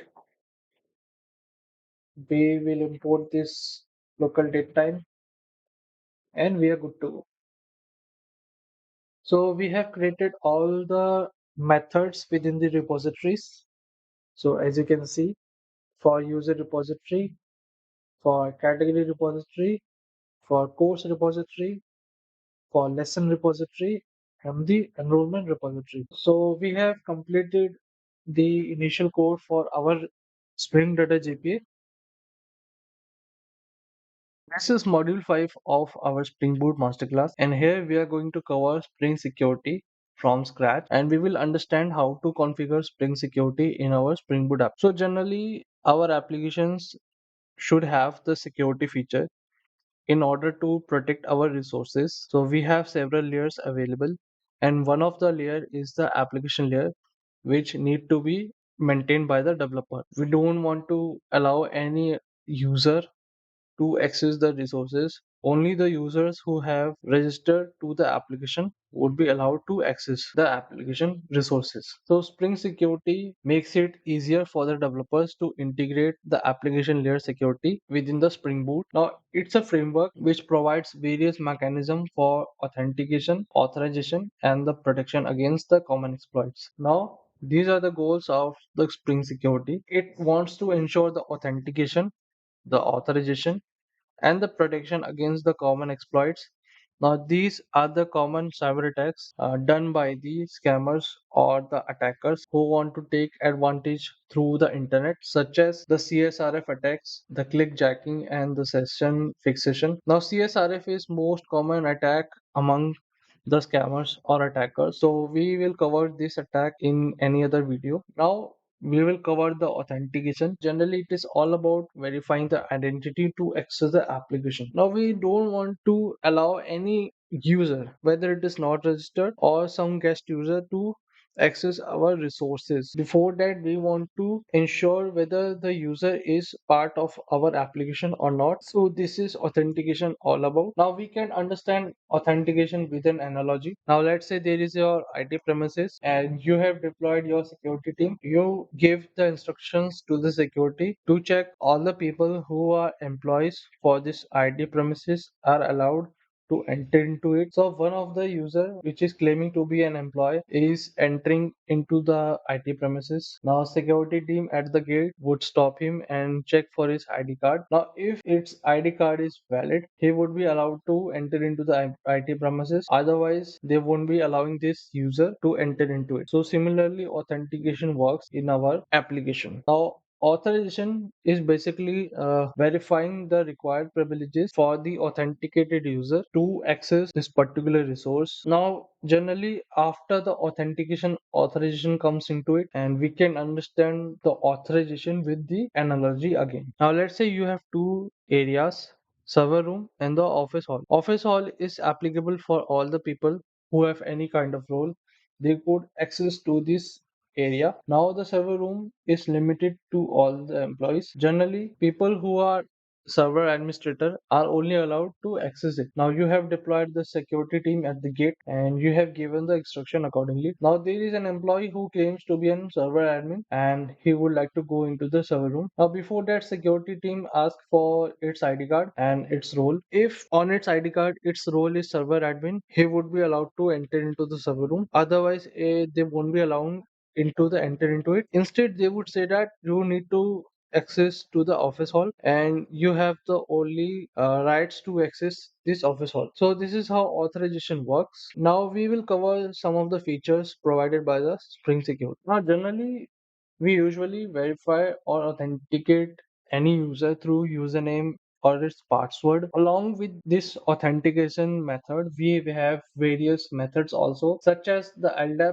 which is lightweight directory access protocol. So we have a directory of the users available in the cloud, and On the basis of it, you can access the directory and verify the user. You have the multi-factor authentication where you can add on an extra layer after username or password authentication so that you can verify the identity of user. And you have the authenticators such as Google Authenticator so that you can enter your code which is generated through it. And you have the single sign-on feature so that you don't need to log in into other applications again. Along with the authentication, we have role and the permission based access control on the protected resources. Now you can allow various roles to access the resources available in our application. So we are going to see how to implement this role based authorization in the masterclass. Apart from this, you have the feature of protection against the common exploits attack. Now CSRF is the most common attack among the scammers. So we are going to cover this attack in a separate video. Now we have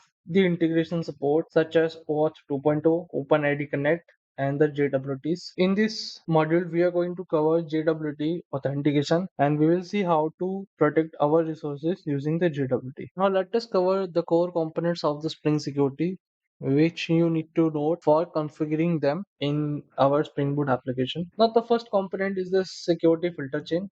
Now it's basically a sequence of the filters generally is used to process every incoming request and which is adding layers of security such as protection against the CSRF, and you have the authorization and you have the session creation policy. Now this is generally a diagram which I have built. Now there is a servlet container which is your Apache Tomcat. And within the Apache Tomcat, you have various filters available. Now, filters are those components which generally intercepts each and every HTTP request in our application. Now, there is a component provided by the Spring Security, which is delegating filter proxy. Now, it acts as a bridge between the servlet container and the Spring Security. Now, it generally manages the filter chain proxy, which is the Spring Security specific filter. Now, what it does is it's delegate the most of the security implementation to the security filter chain based upon the routes as you have configured in the security filter chain. Now, if the routes begins from APIs, then there is an asterisk which could be any character. Now, this filter chain proxy will invoke this instance of the security filter chain. Otherwise, it will be invoking this instance of security filter chain. Now, within this security filter chain, you have various filters such as the CSRF filter or the HTTP basic filter or the authorization filters. As you can see, I have listed them down below. So the sequence of the filters is very important in the security filter chain to ensure ordering of the security which you need to follow. So we will cover the configuration of the security filter chain, which is very crucial in our Spring Boot application. Now, after going through the security filter chain and validating all the features, whether this request is valid or not, now this request is forwarded to the dispatcher servlet, which is the only single servlet in our application. Now, this dispatcher servlet will forward this HTTP request to the respective controller, which it needs to go. Now, second component is the authentication manager. Now, this is used in our login API to check whether this user is valid on the basis of username and password. So we will use this component in our application. So it's generally an interface which has the method authenticate. Now it interacts with the authentication provider so that this could implement the authenticate method, and the core implementation for verifying the identity of the user is within the authentication provider. So it's generally acting as a bridge between our application and the authentication provider. Now the third one is the authentication provider. It has the core implementation for validating the user identity. So the default implementation is the provider manager. So we are going to use this DAO authentication provider, which is based upon the database user. It generally fetches the user from the database and verifies credential. And once we have verified the credential, we can say that this user is authenticated. Now, when we are going to configure this DAO authentication provider, we need two components, the user detail service and the password encoder. Now next we are going to cover this password encoder. Generally these are the class which is used to convert your plain text password into the cryptic form. Generally it becomes your password now in non-readable format. We have several algorithms to encrypt your password such as the bcrypt and the argon2. They have the respective password encoder classes. We have the bcrypt password encoder and we have the argon2 password encoder. So in our use case we are going to use the bcrypt, which is very much faster and it is the most common password encoder used in the application. Now the next one is the user detail service. It is an interface which we need to implement so that we could implement this method. You load user by username, where we could sending the username as an argument, and on the basis of username we would be retrieving the user details. Now this user detail is a interface provided by the Spring Security. Now the last component is the security context holder, the security context and the authentication. Now the security context holder generally acts as a container for the security context. Now the security context will be having the authentication object. Now the authentication object will be having the three components: the principal, the credentials, and the granted authorities. Now principal denotes the user which is currently logged in into our application. Credentials are generally passwords for the user, and granted authorities are the roles or the permission does the user having. Now it is an object which is used to get the current authenticated user throughout the application. So whenever you need to check who is currently logged in into our application, so this is the component through which you can check the user details who is currently logged in. So these are the general components which we need to configure in our applications. Now let us cover the authentication flow in the Spring Security. So whenever users try to access the protected resource, so how we are going to implement this JWT authentication in our application. Now the first time when clients sends a request to our protected resources, we need to send an access token or the bearer token in the request header. So first our request will be intercepted by this security filter chain, and we have configured this JWT authentication filter, so should come before any other filters. So our request will go to this authentication filter which will be created by us. Then we can have various steps to implement verifying your JWT. Now first we will extract the access token from the request header, and we will check whether this access token is valid or not. If the access token is valid, then we would check its expiration and whether the user who is generating the JWT is available in our application or not. So this would be done through this JWT utils which we are going to create in our application. Now once we will check if the JWT is valid and the user details exist, we are going to store the user details in the security context with the help of this authentication object which we will create in the JWT filter. So this is available in the security context folder. Through security context folder, we will retrieve the security context. Through security context, we are going to set this authentication object. Now if user is not valid or the JWT is not valid, we are going to raise an exception and the response will be returned accordingly. Now after the flow going through the JWT filter, the request will be again forwarded to the security filter chain, and then security filter chain will check the authorization part, whether user is allowed or not to access the resource. If user is allowed to access the resource based upon its role or permission, we will forward this request to dispatcher servlet. Then dispatcher servlet will forward its request to the controller. Now on the basis of the request intercepted by the controller, this request will be processed and the response will be written accordingly. This is how the JWT authentication will be working in our application. Now let us see another flow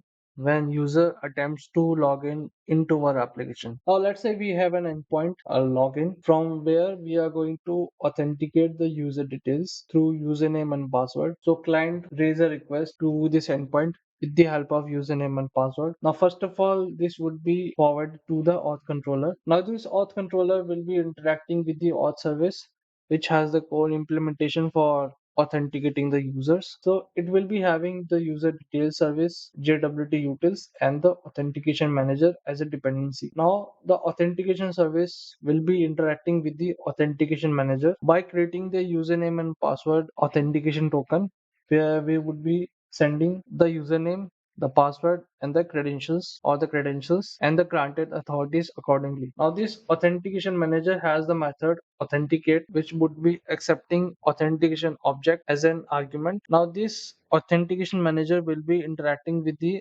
authentication provider. Now, this class is responsible for verifying the user credentials. Now, it has two components, the password encoder and the user detail service. Now, first of all, user detail service will load the user details from the database, and after that they will be comparing the hash of the password which is available in the database, and the password which is coming from the request. Now, once they are verified, we are going to use this authentication manager. Now, it has a method is authenticated, from which we are going to check whether this user is authenticated or not. If it returns true, we are going to cover this JWT utils to generate the access token accordingly, and we will return the access token to the client itself in the form of HTTP response. Otherwise, we are going to raise an exception for invalid credentials to the client. So this is an overview of our login flow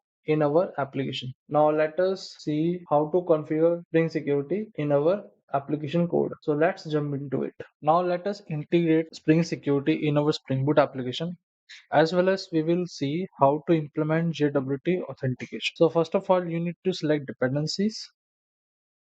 We are going to select Spring Security, and this is the only dependency which you need to pick from Spring Initializer. Now let us go to pom.xml, and we are going to copy this dependency. We will go back to our application code, and within pom.xml we need to paste this dependency, and I have also mentioned other dependencies for JWT specific, so we also need to copy them and we will paste them in pom.xml.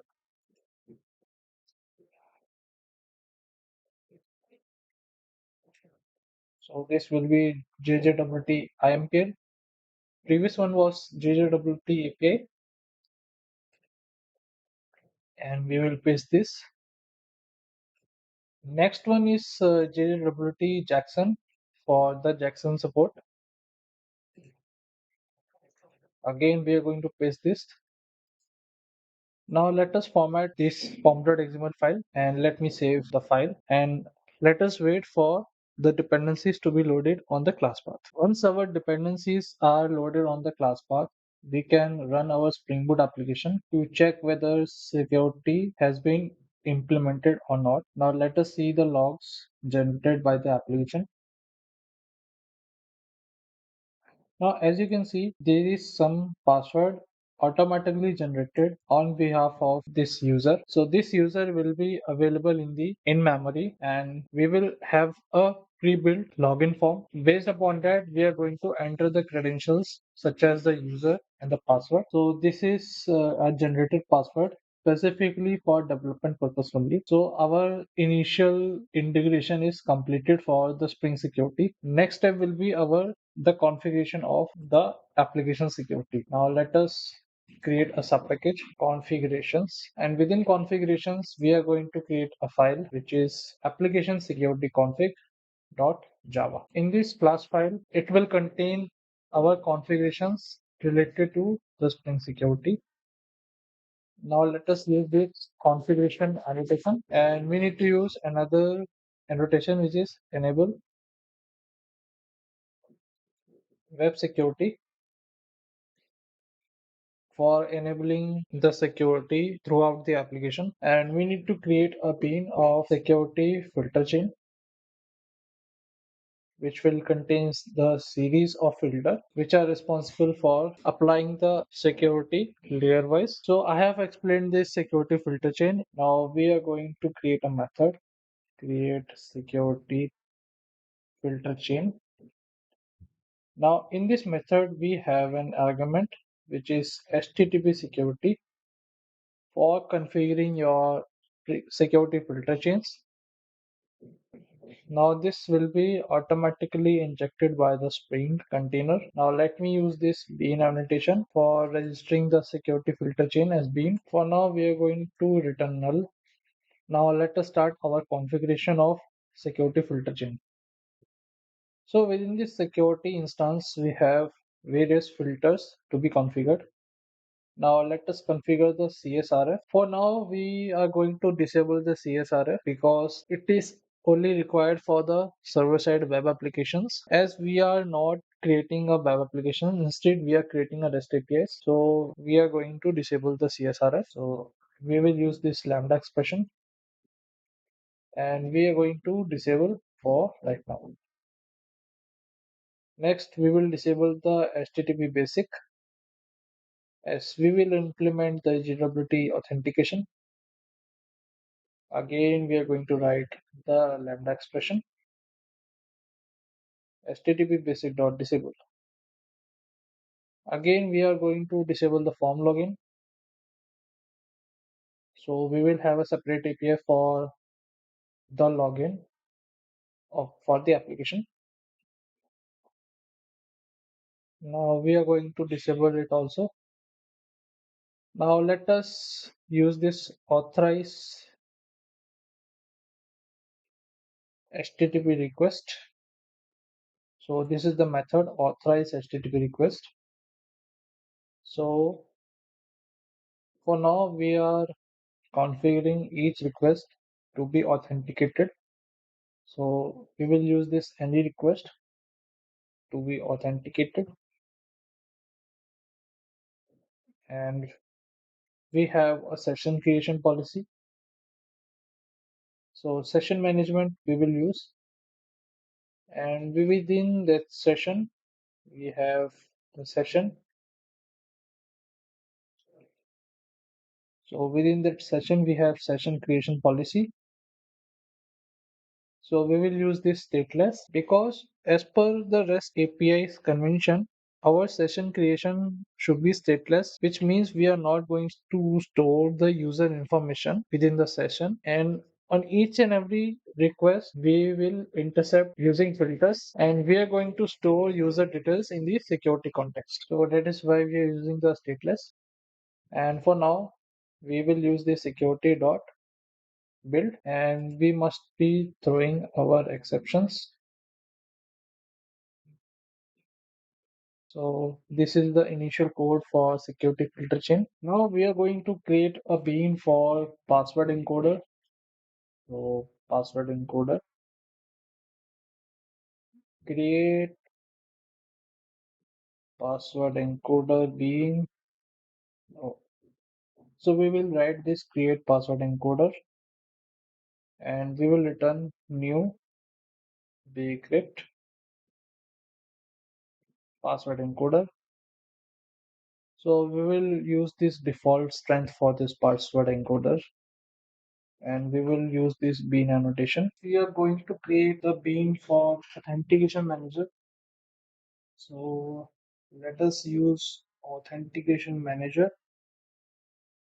create authentication manager, and then we are going to inject authentication configuration, which will be auto injected by Spring container.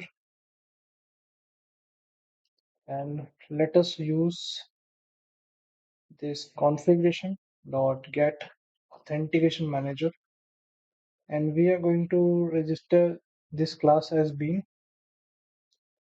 Now let us create another bean which is authentication provider. Authentication provider. Now we are going to inject two dependencies for this method. First one is the user details service and second one is the password encoder.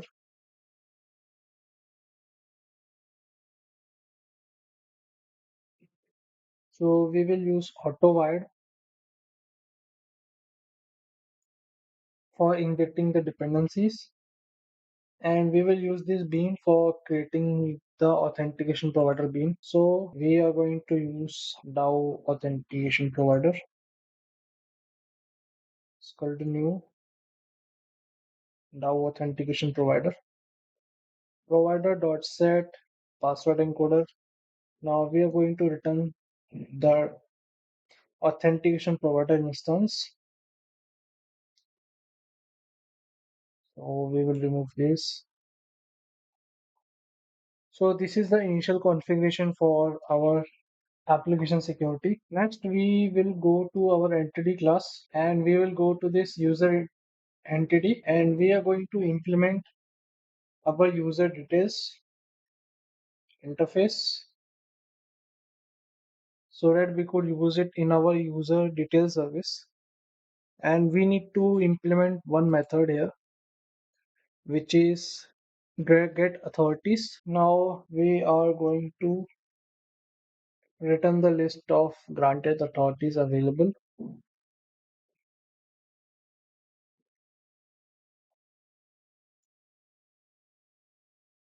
Equal to new array list. Then we will add an element, new simple granted authority,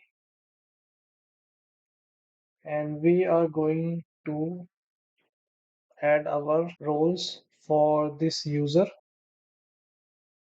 So we have added this single instance of simple granted authorities. So we are telling that this role is in the string form and we need to create the instance of simple granted authorities and adding this instance into the list. So we will return this granted authorities and this is the initial code for our user details. Now we will create a separate sub package which is called service, and within the service we will have user details service impl.java, and we are going to implement our user details service, and we will use our component annotation to register this class as a bean, and we are going to implement this load user by username, and we would need a dependency for this class, which is the user repository, and let us create the constructor using required args constructor. So Lombok will create the constructor for ourselves. Next, we will use this user repository dot find by username. So we have previously implemented this method and we are going to use this optional of user optional. If optional dot is empty, we need to throw new username not found exception. Let's say we can give our custom message user details not found by username, which is our username, and we are going to return optional dot get. So this is the implementation for user detail service. Now next we are going to create the sub package and we will have our custom class called jwt-utils.java, which will contain several methods related to JWT. For example, we could extract the username from the JWT and we can generate JWT on our own. Now let me have some of the variables for this class. So we will have expiration duration, which will be equal to this value. So it is generally around 10 minutes from start of the JWT, and we are going to have the secret key. Now this value will be read from the application.yaml file. To read this value, we have the value annotation, and we are going to use our custom key.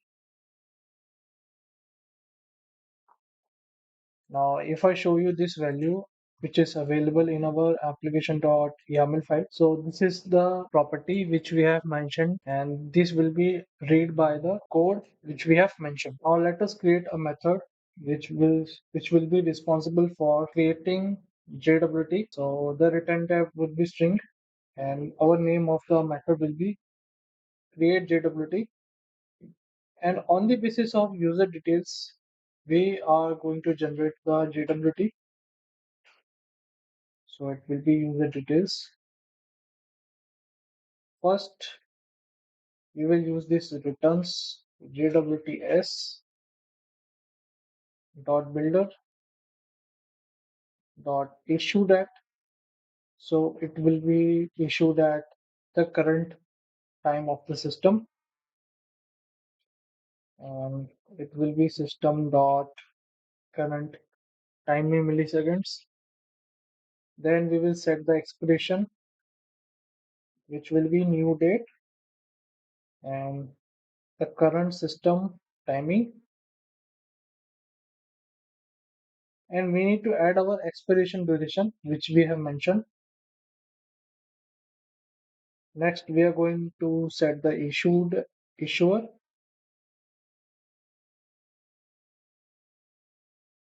So let us add the issuer.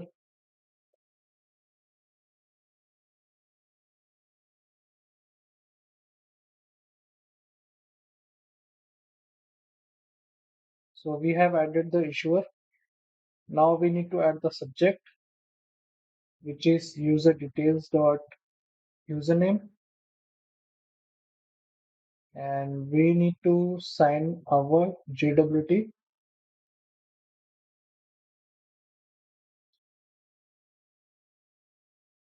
So we will create this method for generating the signing key.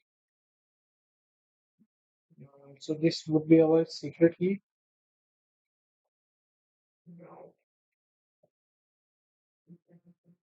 Create secret key,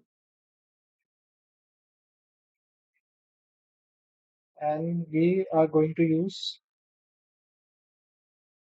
the bytes, secret key bytes. Now we will use this decoders dot base64 dot decode, which is our secret key. Because our secret key is based upon the base64, that's why we are using this line of code. And then we will use this keys dot hmac sha key for. Then we will use this key bytes. So we are going to use this create secret key, and our implementation of this method is ready. Now we are going to implement more methods within this class. Now we are going to create another method which is public, and we will return the claims which is available in the JWT dependency, and we will use this method get all the claims, and we are going to pass JWT. So this claims class is basically a set of immutable attributes which is available in the JWT. So these are the standard attributes which will be in read-only format, such as issuer or expiration date or subject of this JWT. So we can use these claims to extract that. So we will use this JWTs dot parser dot verify with. We are going to verify this JWT using our secret key, which is generated through this method create secret key, and then we will build this method. So we are going to build this JWT parser, and then we will parse this JWT, and then we are going to get the payload. Now this payload is needed to be converted into claims.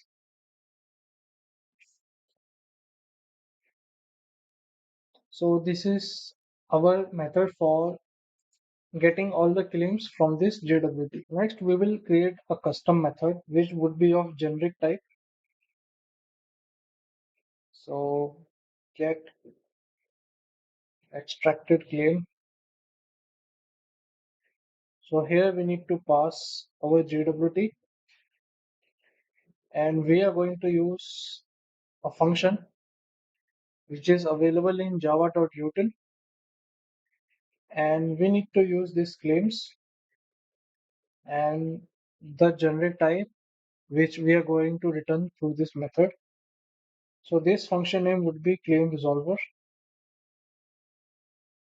and it is basically used to fetch the values of the specific attributes which would be available in our claims of the JWT. So first of all, we will extract all the claims from the JWT,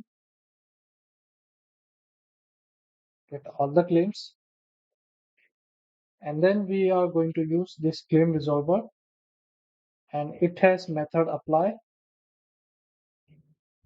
and we would applying that particular function. With the help of this line of code, we would be able to fetch the specific value of that attribute. So let me write down more methods for this. So let us extract the username from this JWT. So this method will be used in our JWT authentication filter. So we have this method extract username, and we will be using this get extracted claims, and we are going to use this claims double colon get subject. So with the help of this method, we are going to create a function, and with the help of this function, we are able to fetch the subject of this JWT. So we will return this value, and similarly, we are going to extract the expiration time. So we will write this method extract expiration. So we will have this JWT. We are going to return get extracted claims. We have passed the JWT, and we need to pass the function. So get expedition. So we have created two methods, one for extracting the username and one for extracting the expiration. Now next we will write a method for validating the JWT expiration. So we will return boolean, and we will use this validate JWT expedition. So we will pass this JWT, and these two methods will be private. So this one will be private, and the extracted claims will be private also, and this one will be private also. So extract username would be publicly available, and we are going to use this extract expiration. So it will return the date instance, date expiration date is equal to extract expiration from our JWT, and we will check if expiration date is before our new date.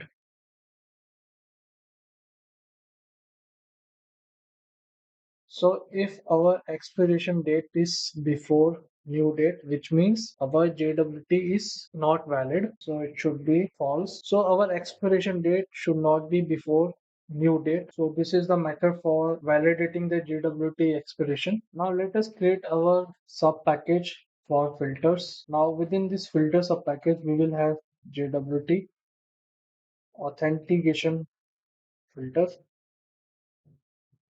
or Java.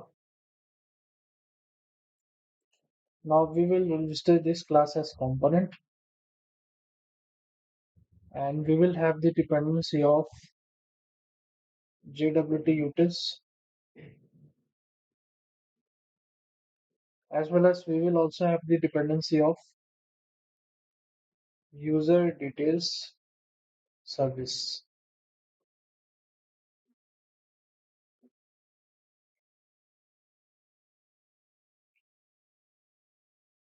Now we are going to create our custom constructor using the Lombok annotation, which is required Args constructor. And we are going to extend this class with the once per request filter. So we need to implement this method. First of all, we will extract our access token from this request. So request dot get header. Now our header name would be authorization. So this is the standard header for our HTTP request.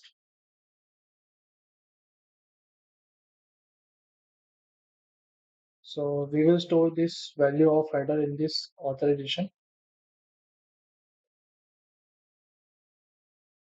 And if we will use the string utils provided by the Spring framework. Now, if it doesn't have any text, we will call the filter chain dot do filter. So right now we are not storing the user details in the security context. We will directly revoke this request here. Now we will check whether the authorization starts with the bearer prefix or not. So it is a standard for sending the access token. Now if it doesn't start with bearer,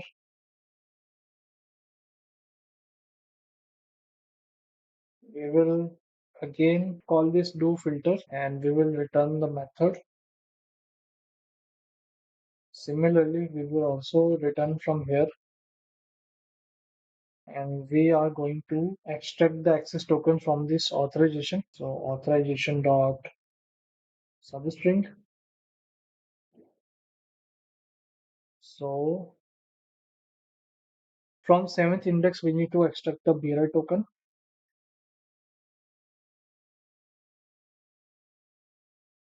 Now we need to validate the access token. So JWT utils dot validate JWT expiration. Is expiration valid?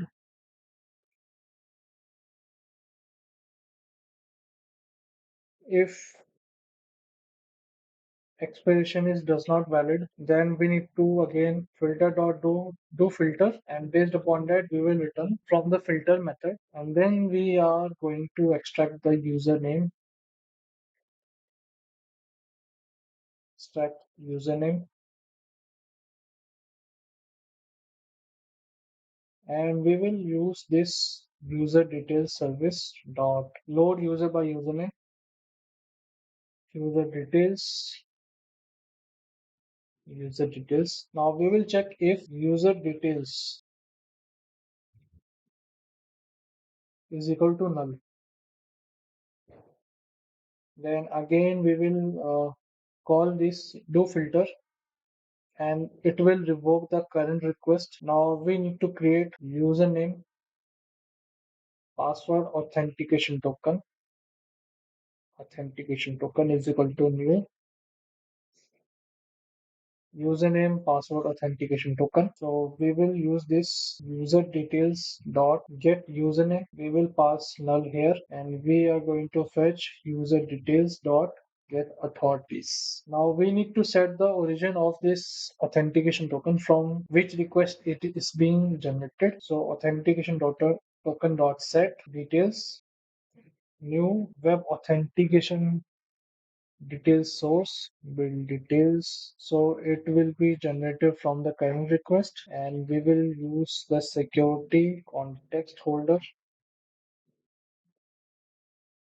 dot get context dot set authentication token, and then we will use this filter chain dot do filter. So this is the custom implementation of our filter class, and we are going to use in this application security config.java, and we need to inject this dependency into this application security config JWT authentication filter, JWT authentication filter, and we will use Lombok annotation to create our custom constructor required Args constructor, and then we will use this add filter before. So this would be invoked before username password authentication filter dot class And we have covered most of the configurations which is required for Spring Security to be implemented in our application. Now we can make more improvisation within this JWT authentication filter. For example, we are applying this set authentication on each and every HTTP request. Now, if your authentication is already applied within this get context and you are setting this authentication token on the second time, then we won't need to be applying it for the second time if it is applied at the first time. So what we can do is we can check if the security context holder dot get context dot get authentication is equal to null. So if it is not being applied for the first time, then we can shift this particular code into the if block in order to save the database query for this particular operation. So we don't need to fetch user details again and again for the particular HTTP request. So if your token is not expired and there is no authentication token in your security context folder, then our code will be executed inside the if block. We can now begin with our auth controller. So first of all, we will use this REST controller and we will use this request mapping and we need to provide the path. So we will provide the path as auth and we will create two methods. One is for login and one is for sign up of the user. So for authentication request, or we can say we can create a DTO which is sign up DTO Java. So we will have several methods for this DTO class. So first we will have first name, then last name, then we can have username, then we can have email, then we can have password, and we will use the getter setter annotation provided by the Lombok getter and setter. Now let me create another DTO which is login DTO.java. In this class we will have two attributes for now. First one will be username and second one will be our password, and we will have the getters and setters annotation using Lombok. Now let us create our method which is public response entity of response DTO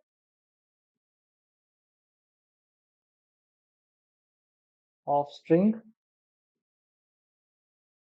Then we will write our method login and we will use login DTO as our request body. So let me use the request body annotation. Now let me use the curly braces and similarly now we will return our response entity dot status dot http status dot created, and for now we don't have any response body so we will use the null. And now let us create for the sign up API response DTO of string sign up. We will use the request body annotation and then we will have DTO sign up DTO,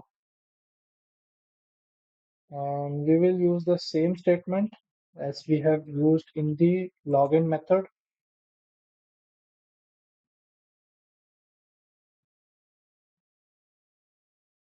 and we will have body as null for now, and we are going to use at the rate post mapping annotation, and we will have path as login,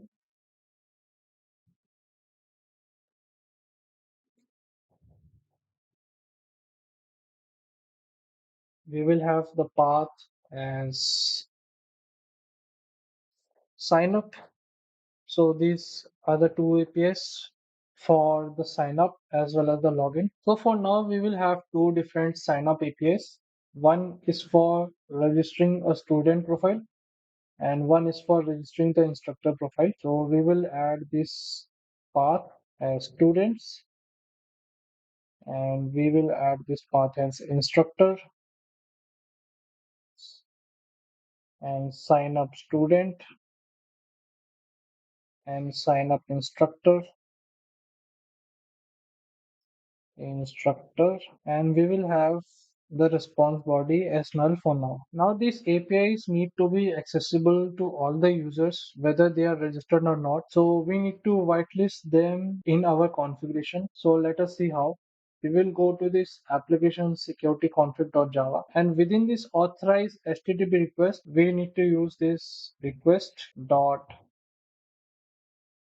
matchers, and we need to provide following paths as auth login and auth sign up. So this is the pattern for our URIs. So after any word of the sign up would be whitelisted from the security, and this URI can be accessible to all the users. So this is the minor change in our configuration, and we will continue our development of logins and sign up API. So let us start adding our validations into the sign up DTU. Now first of all, it should not be blank for the first name, and we can add our custom message. First name is required, and we can add our size annotation. Now let's say max character should be 100. Message first name cannot be more than 100 characters, and we can have pattern annotation to apply following regex for the first name. So we can have A to Z, which will be our first case, first letter. It should be in capital letters. Then it can be in any other form for the second letter, and it should not contain any number or special characters. It can contains only alphabets. And similarly, we can apply for the last name. So we will modify our message. Last name cannot be more than 100 characters, and the pattern would be same. And we can add the following message. First name should follow this pattern. So we will copy this pattern and paste it here. Similarly, we will also do this for last name. We will copy this and paste it here. Now let us add validation on users. So it should not be blank. We can have a custom message. Username is required. And we need to update our max limit for first name as well as for the last name also. So it is equal to 150. So in the entity class, we have set the length of our first name and last name should be 150. And let's say for user, the max size should be 150 around. And we can have a message that username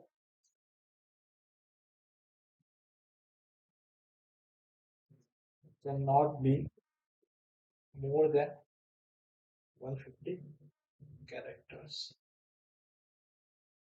And We should have an email validation and it should not be blank.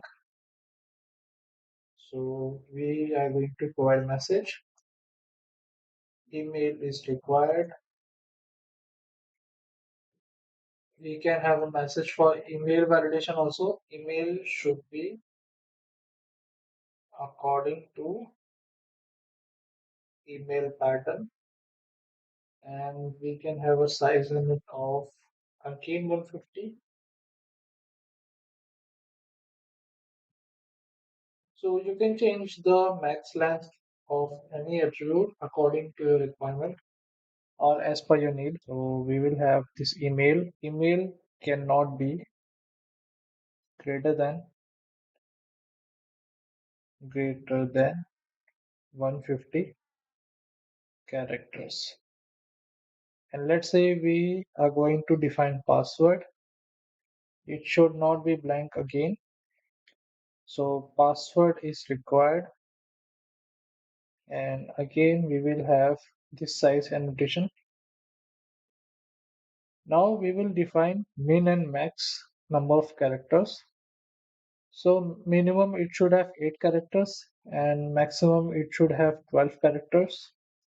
And message would be like password should lie in between 8 to 12 characters.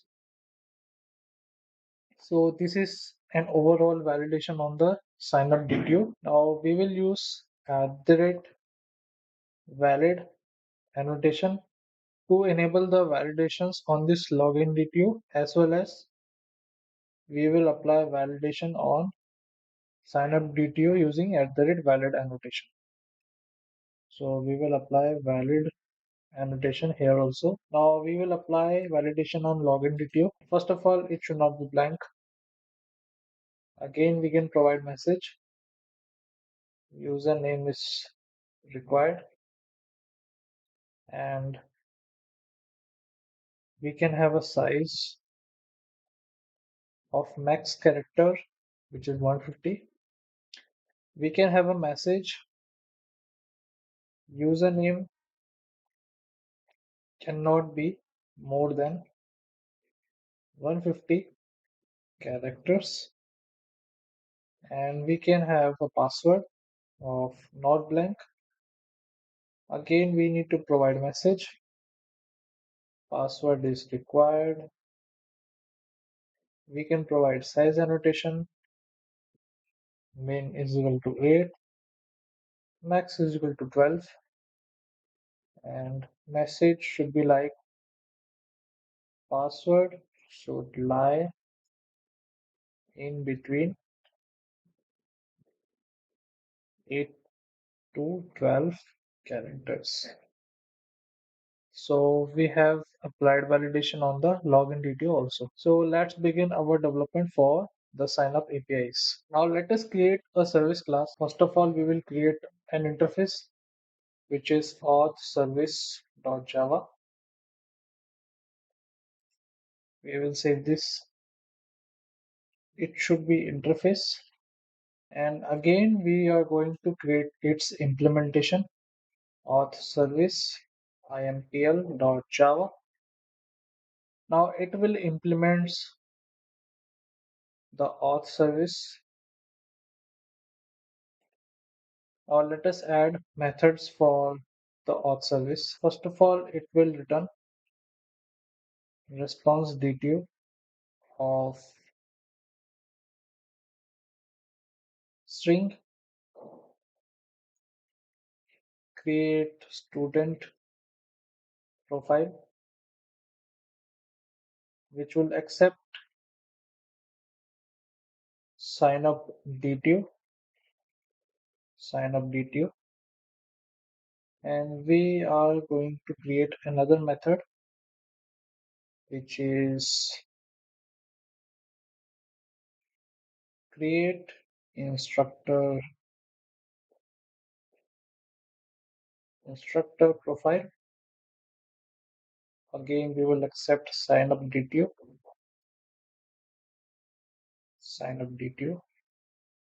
and then we are going to create another method which is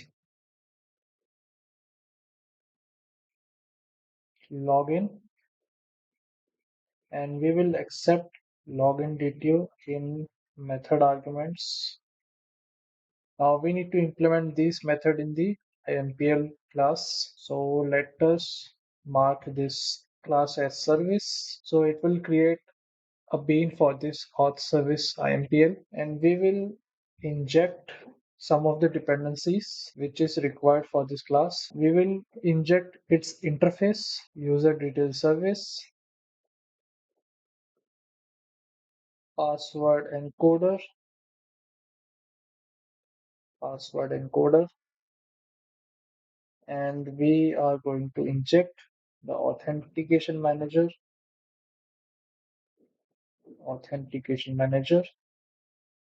and we need to inject the repository, user repository, and we are going to use at the required args constructor to generate a constructor for these dependencies. Now we need to add one more dependency, which is JWT utils, which will help in generating the JWT. And now, first of all, we will create student profile, which means we will create a user with the student role. Now, first of all, we are going to check whether this user exists by its username or not. So first, we will extract username from this signup DTO,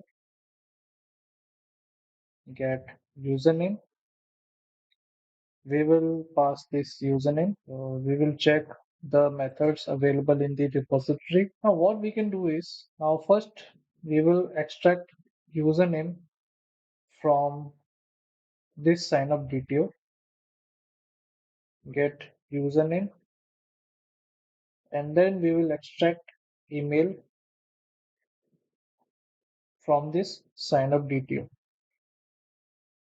Now we will write some of the custom methods in the user repository. Now first we will check whether this user exists by username, and we will use ignore case, and then we will accept the username in the arguments.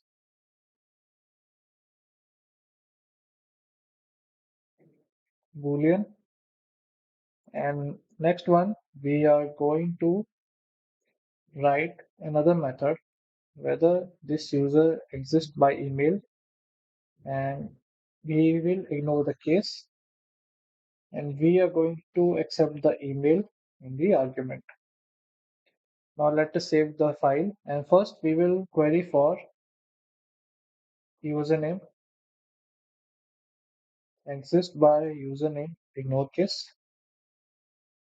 and boolean exists by username, and then we will query for the user by its email, whether any user exists by email or not. So we will pass this email in the argument. Now boolean exists by email. Now if any user exists by its username, we will throw an exception. And again, if any user exists by email, in this case also we are going to throw an exception. And after that we are going to create a user. So let us create a common method, private user, create new user, and we will pass this sign up detail, and let us create a new user.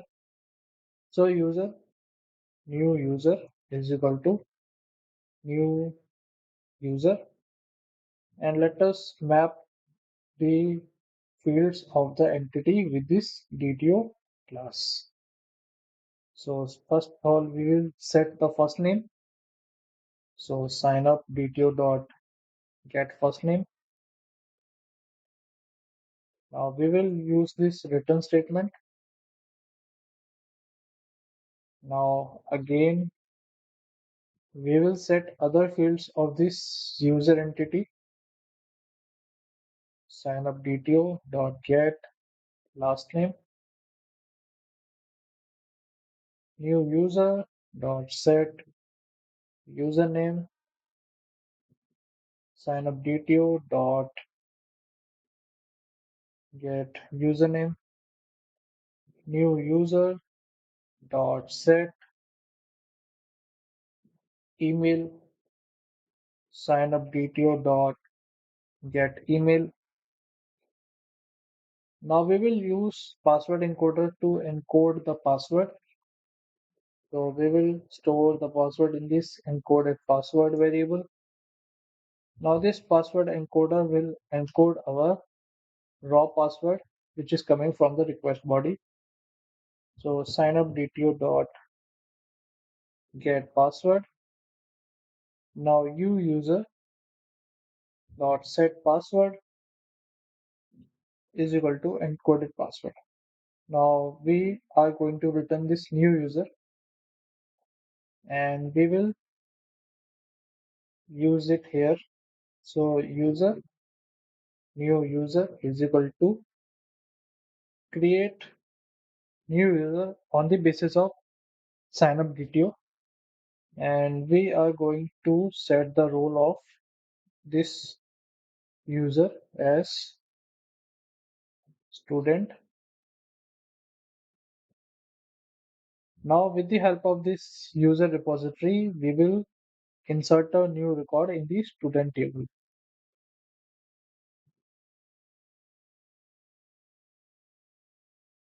And what we are going to do is we will generate a JWT token is equal to JWT utils dot create JWT on the basis of this new user, and we will prepare a response DTO instance. Response DTO is equal to new use response DTO dot set data, which is our JWT, and response DTO dot set message will be new student profile is created successfully. Now we are going to return, so my mistake, it should be set message, and we are going to return response detail. So this is the first implementation for this create student profile. Now we would like to create custom exceptions in the application. Now, so we are going to create sub package called exceptions, and first we will create resource already exists exception .java, and we will extend this class with runtime exception, and we are going to create a constructor. First one is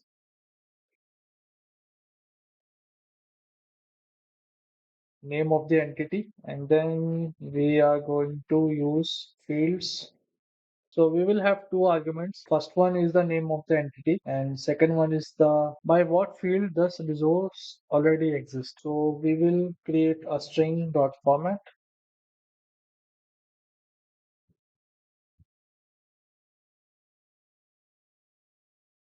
So we are going to create a string this accordingly.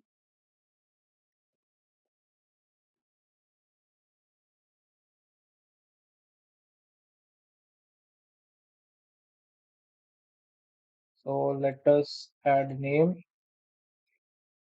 and fields. So for each field, We are going to create a string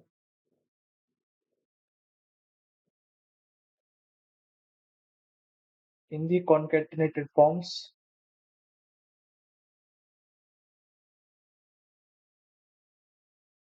field name dot concat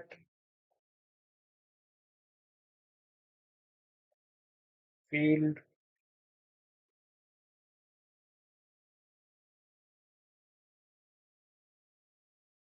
and then comma. So our message would be like this. For example, user does not, or you can say user already exists by username. Or if you want to include multiple fields, so it would be like this. And then we are going to call the super constructor and then we are going to pass message. So we need to store this string in the message variable, message, and that's it. So we need to use this exception throw new resource already exist. So this would be our user entity and fields would be username, and we have another statement. Now we would like to throw exception at this particular line. So we will use again throw new resource already exist exceptions. Again we will use user entity and we will use this email field. Now we are good to go with the create student profile. Now we will see how to implement role-based access control in our application. For example, let's say we have this course controller and we want to ensure that only users with having instructor role would be able to create or update the courses. So to implement the role-based access control within our application, we have two ways to achieve through Spring Security. First one is the at the request level and second one is the method level. So here we are going to see the method level security in our application. So first of all, we will go to the configurations and within configurations package, we will go to application security config.java. And on this class, we will apply an annotation which is enable method security pre post enable is equal to true. And then let's say we want to implement role-based access on this course controller. So we have annotation which is pre-authorized and within this pre-authorized we need to pass an expression. So we have this has role and within has role expression we need to provide our role. Let's say it will only be accessed by the instructor role. For example, I am the user with having the instructor role, then I would be able to access this particular API or else my request will be denied. Similarly, we can implement this annotation on other methods also. Now let us implement pre-authorized as role instructor.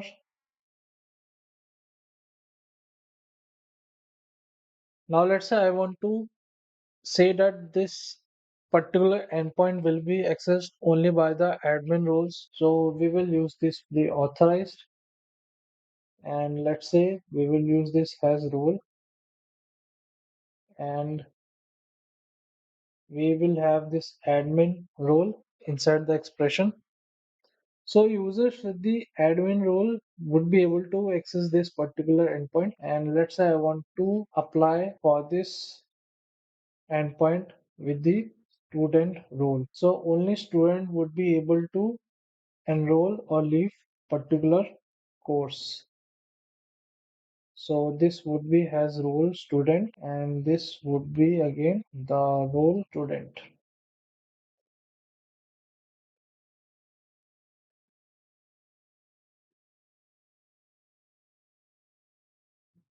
So this is the method level authorization. Now we can apply these concepts at other controllers. We will see it later in the masterclass. Now I have implemented this method, which is create instructor profile, on which new user will be created with the instructor role. So I have improvised some code. Now this is the common code which we will be using in both the profile creation. So in this logic, we are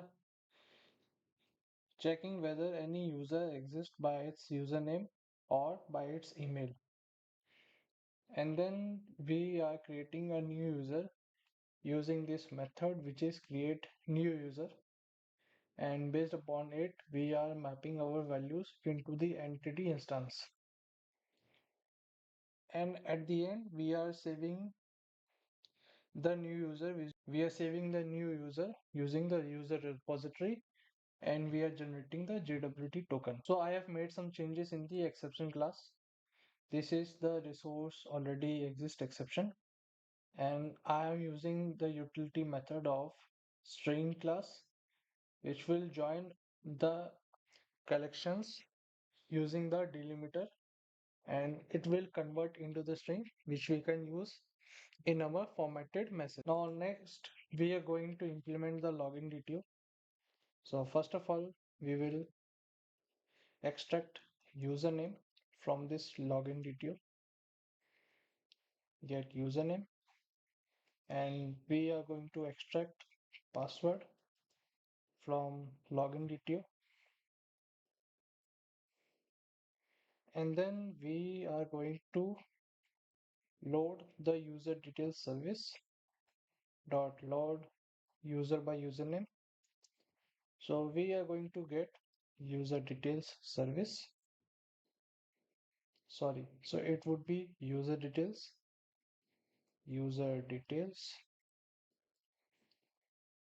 and we need to import this interface, and then we will use the authentication manager. Before that, we need to create an instance of username password authentication token. So we will use the constructor using the objects. So here in the principal, we would pass the user details, and here we need to pass the password, and then we are going to use this authentication manager dot authenticate, and we need to pass this authentication token, and again we will receive the object of authentication, and we will verify if authentication object dot is authenticated. Then we are going to generate the JWT is equal to JWT utils dot create JWT, and then we are going to uh, create the response of so we are going to create the instance of response DTO. So here we will set the data, which is our JWT, and we will set our message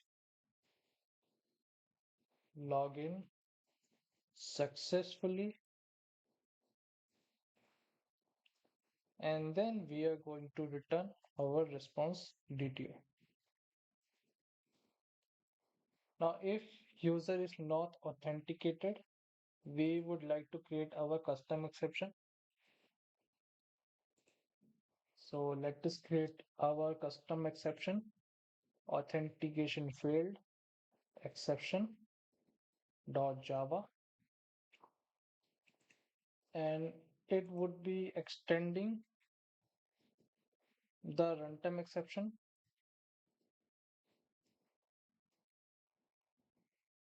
So we will create a custom. So we will create the constructor for this authentication failed exception. We will accept message as an argument, and we are going to call this super constructor, super message. That's it. And here we can throw our custom exception. Throw new authentication failed exception. User credentials are not valid. Please try again. So that's the implementation for our login method. Now let us explore the API documentation and the profiles in the Spring Boot. This is module 6 of Spring Boot Masterclass. In this module, we are going to cover API documentation, profiling in the Spring Boot, and the Spring Boot actuators. So let us begin with the API documentation. As we know that after developing our APIs, we need to share with our stakeholders to make sure our stakeholders can understand these APIs. So stakeholders are generally non-technical, and to make them understandable about APIs, we generally do the API documentation. So we have various tools for documenting our API. So one of the tool is the Spring Doc. Formerly it was known as Swagger UI. So if I show you my screen, so if you can see this website which is spring.org, so this is the library which we are going to integrate in our application through which we can document our APIs. So let us get started how to integrate those APIs. As you can see, this is the library which we need to integrate in our pom.xml file. So we will copy this and we can go to our application code. Within the application code, we need to select this pom.xml and we need to paste this dependency here, and we need to save this file. Now let us wait for the dependency to be loaded on the class path. So we have successfully added this dependency in our class path, and to provide the API support for our documentation, we have another dependency which is available in the Spring Doc. So we can again copy this dependency and we will paste it here, and we will format the pom.xml file, and let us save this pom.xml file. Now let us wait for the dependency to be loaded on the class path. Now the dependencies are loaded successfully, and let us run our Spring Boot application. So let us wait for it.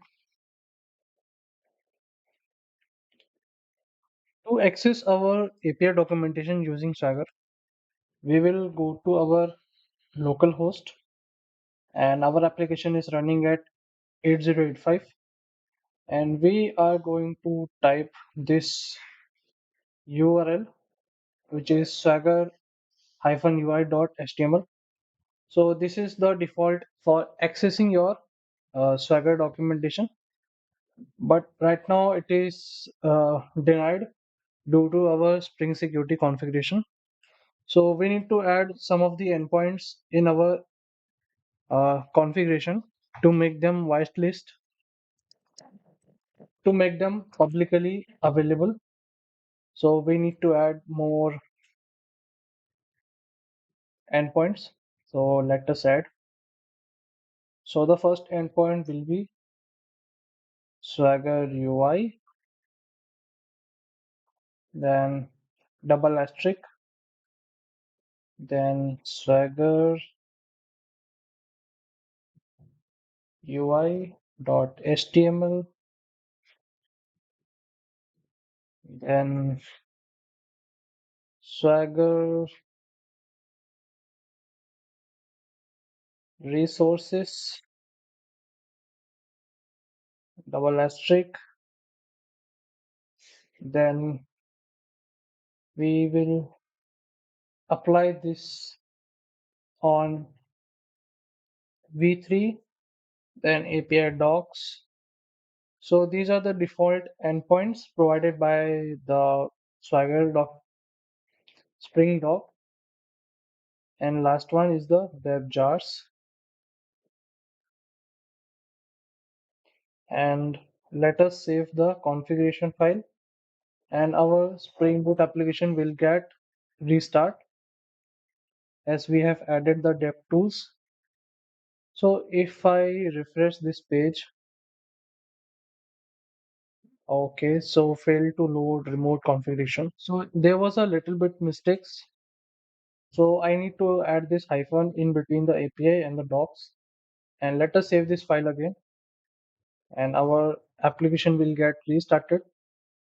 And now if I go to my this web page provided by the Swagger, and if I refresh this page, our APIs are automatically documented by the Spring Doc with their default values.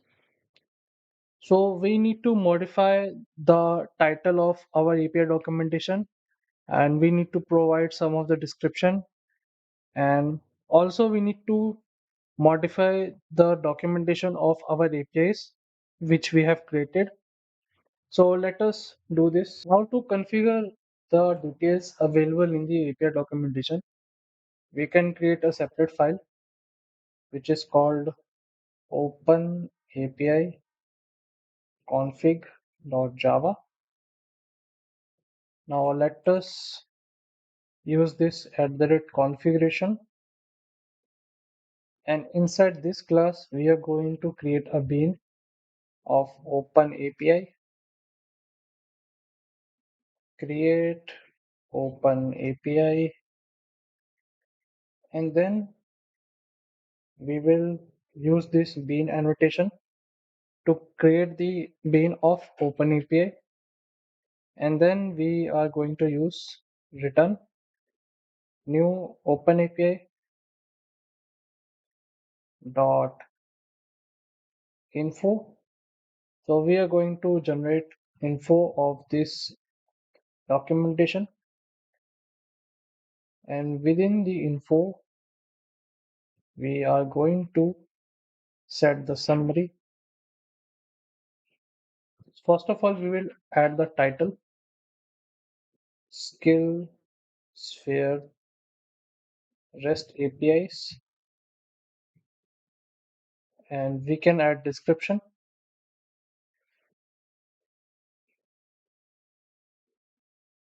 These are the REST APIs for managing the resources for skill sphere application. We can add summary REST APIs for skill sphere.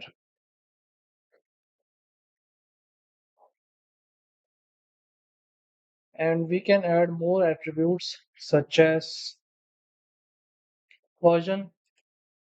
We can add version as v1,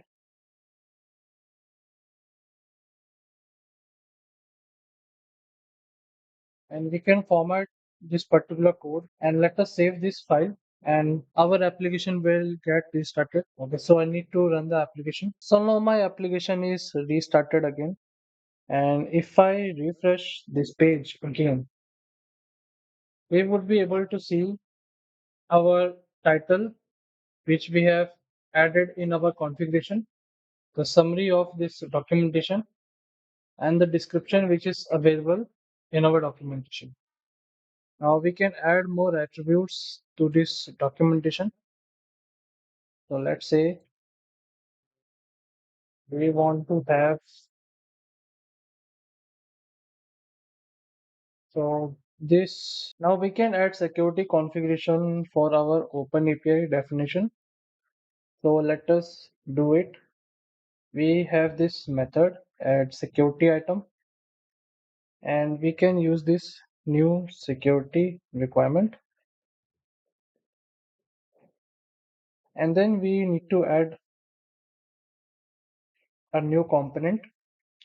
So we will add this particular component by using the name, which is bearer auth. So we are going to create this component shortly. Let me format this, and we will add security item. We have this add security item. Okay. Now we need to add the components, and we are going to use this new components, and we will add schemas. So we need to add the security schema, and we need to add this key, which is bearer auth, and we need to define the security schema. So it will be through new security schema.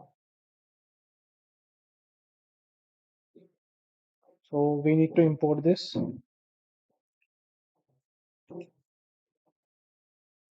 So it is security scheme, not the schema. And now we need to provide the bearer format, which is the JWT, and we need to provide how should follow the schema, how, okay, so it must follow the bearer scheme when we use the authorization header, and we need to provide the type. So it is available in the security schema security scheme dot. Now I have added this particular line of code to define that this particular schema will be applicable for the HTTP request. And let me summarize what we have configured. So first of all, we have created the Open API instance.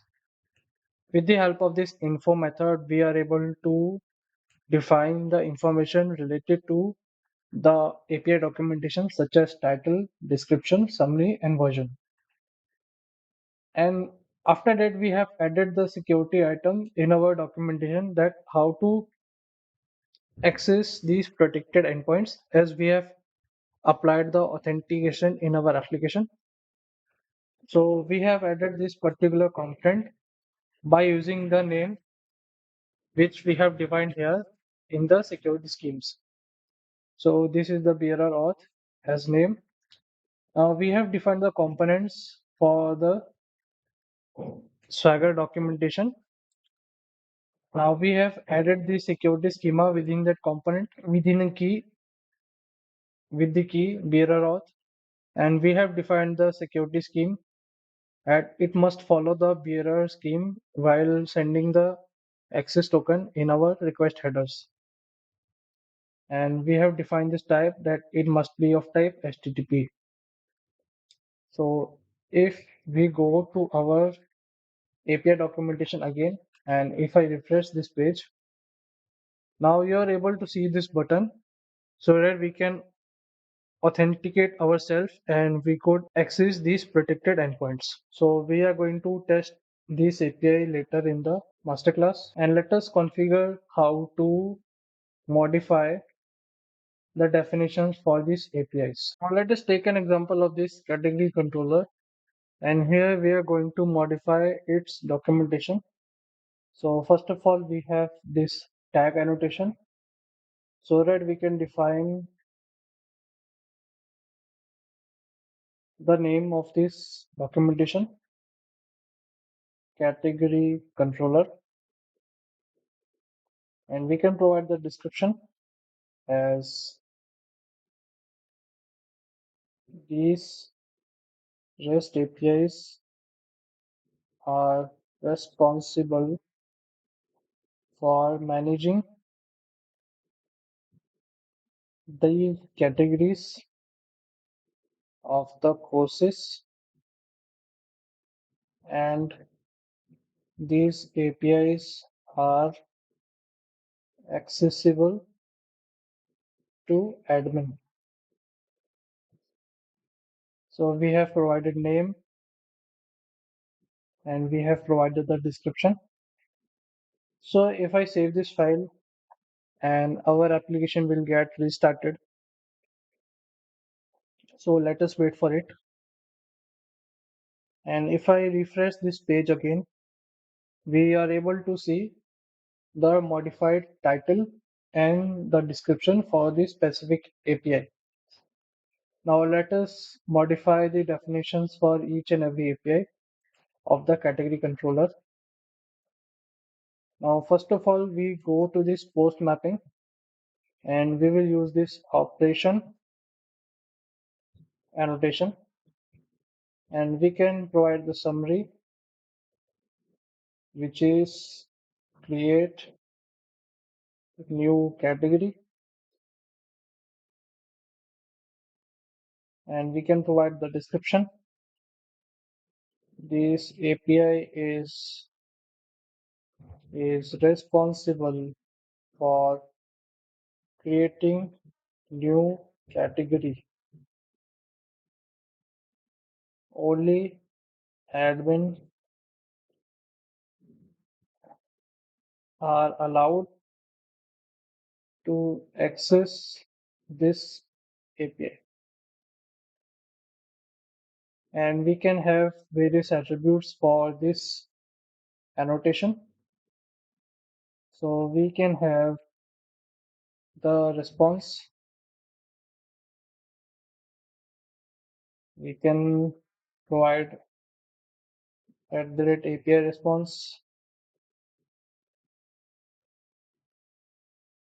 We need to provide the response code, which is 201, and we can provide the description.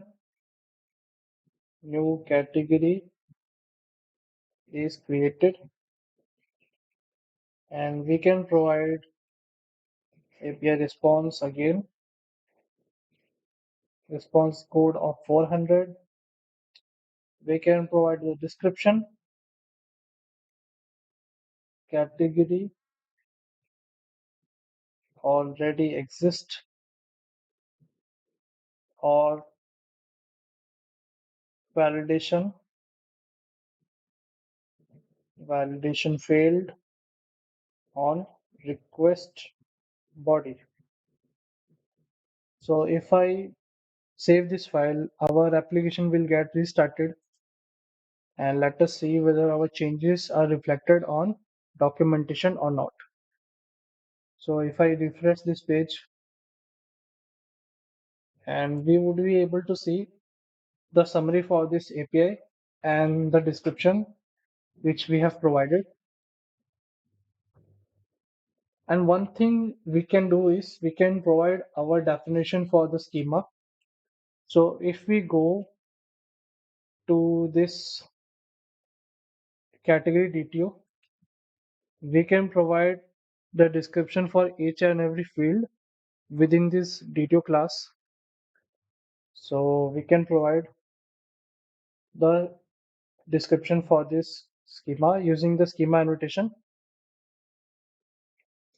and we can say that this DTO represents the category which is being used in various APIs related to category, and we can provide the description on each field Let's say we have provided the schema, and with the description, it represents primary key of category, and we can provide the name. We can provide description for the name field, description, name of the category,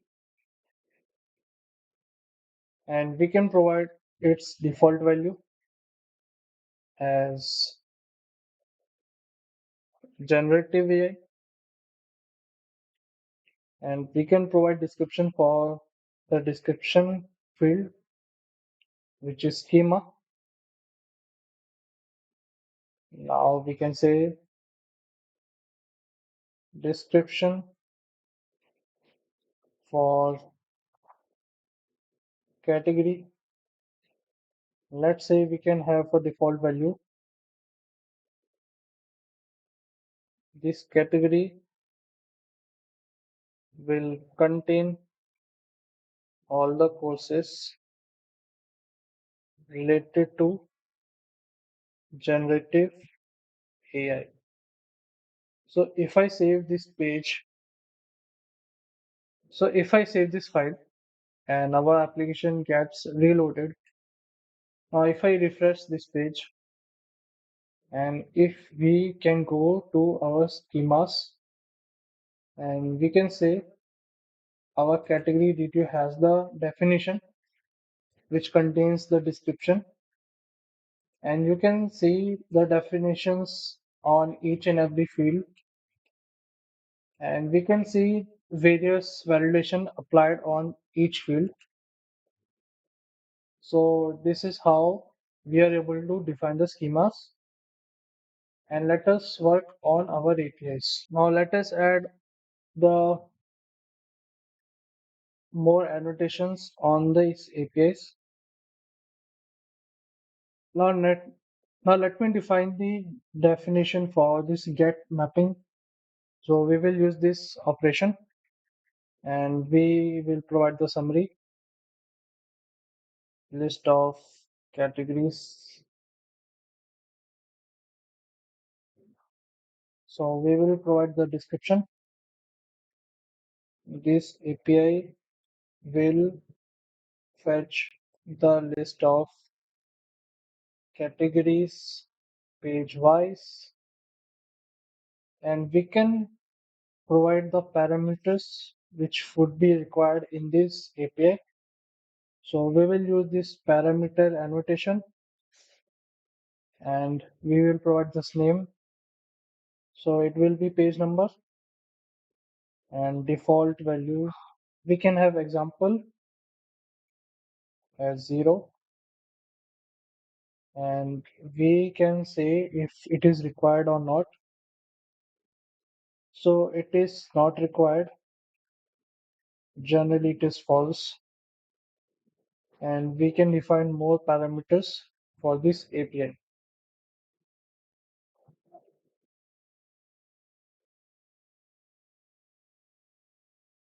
Example 10, required false, and at the rate parameter name is equal to sort by. Example is name, and it is not required again.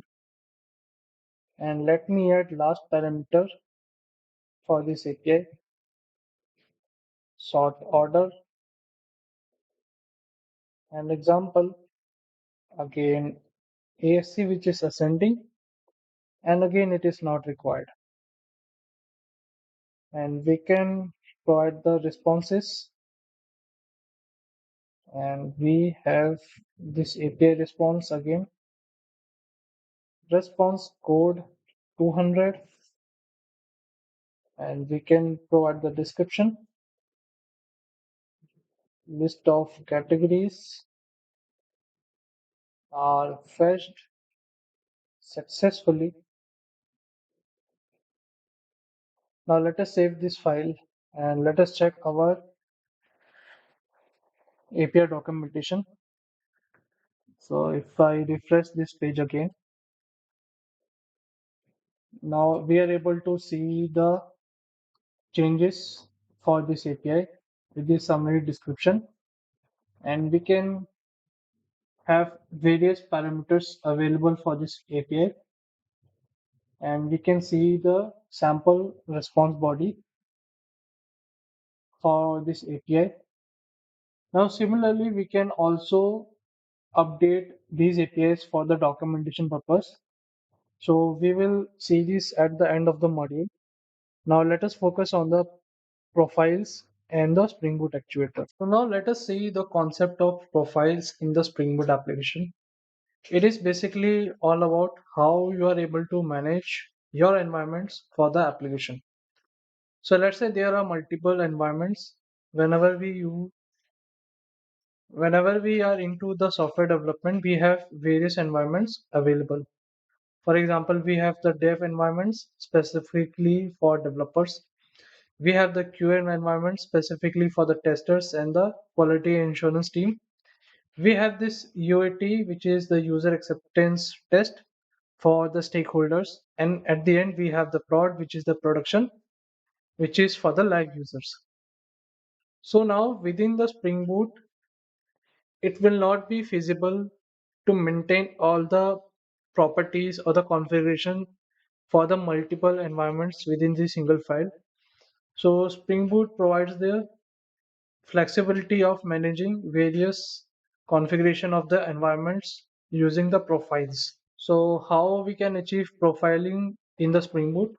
So there are two ways for achieving the profiles. First one, first one is maintaining various application.properties or the application.yaml file based upon the environment, because our application code is single but we have various environments to be deployed. So that's why we should maintain various environment specific application.yaml files. And second one is the address profile, which is applied on the top of the bean annotation.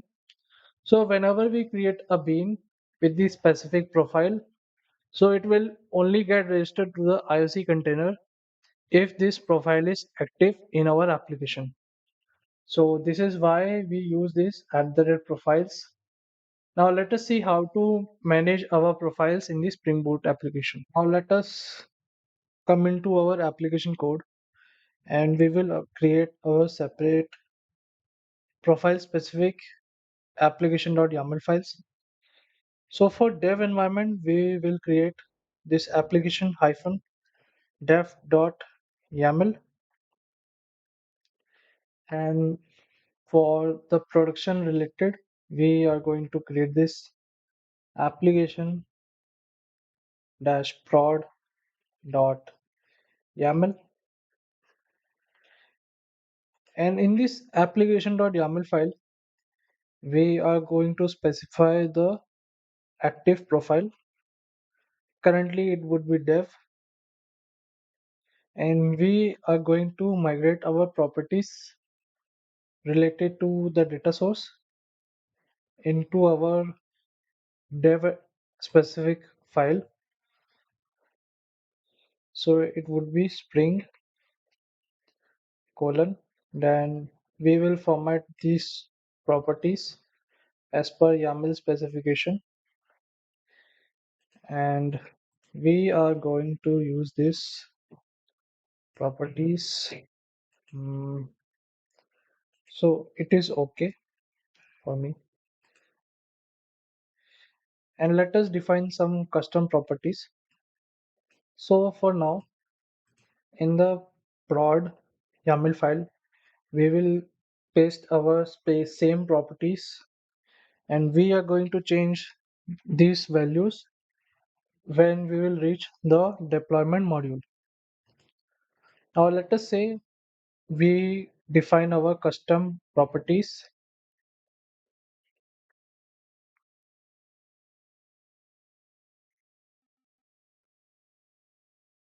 So let's say we have defined this SkillSphere application version. So let us create metadata for this,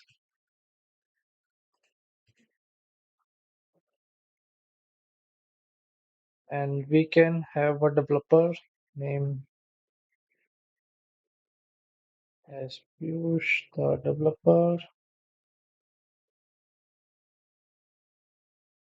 and we can specify the description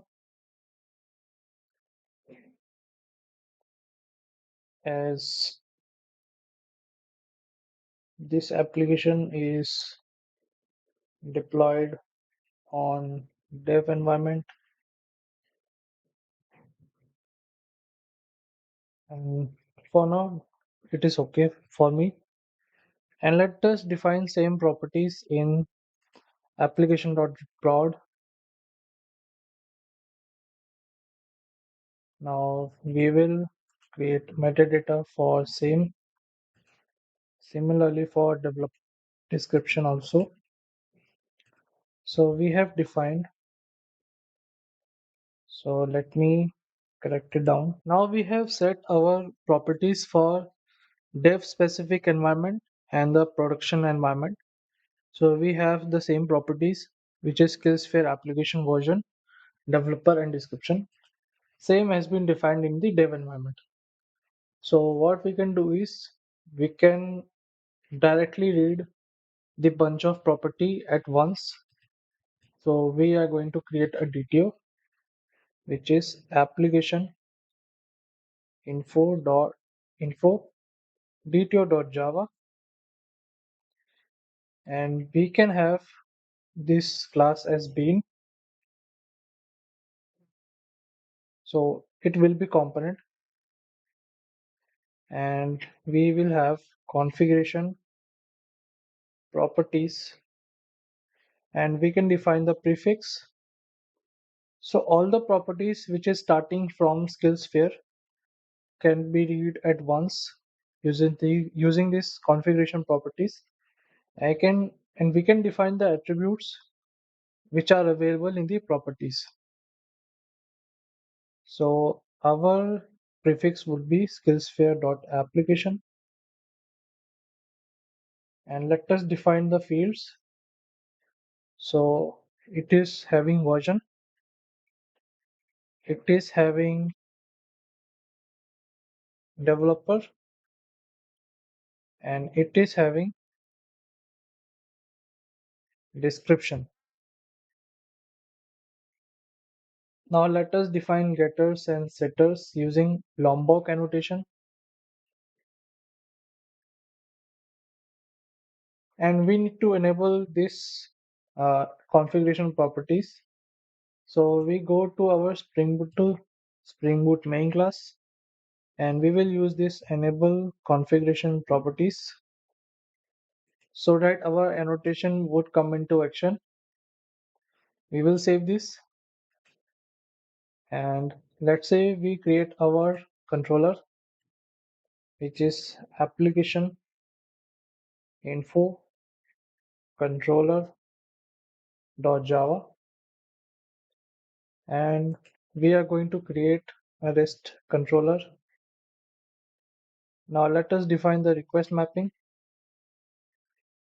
Path will be slash application hyphen info,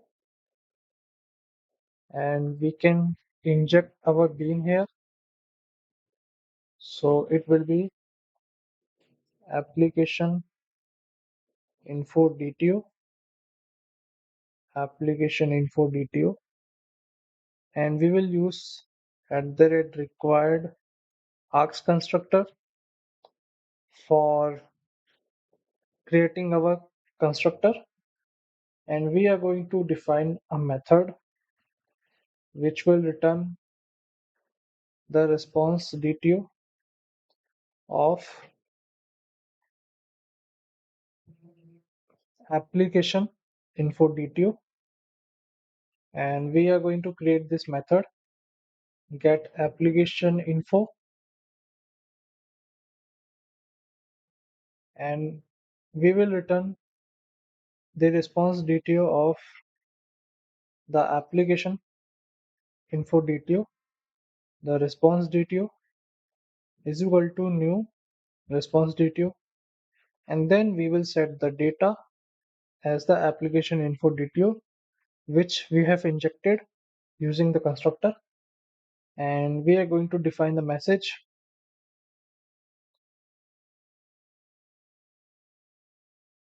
Here is the application info, 1 2 3 dots, and then we are going to return our response detail. Or what you can do for the response status code is you can use this at the response status, and you can use this http status dot ok for 200 status, and then we will use this get mapping for the get method, and we will save this file, and we want to whitelist this URI so that every public user could access this URI.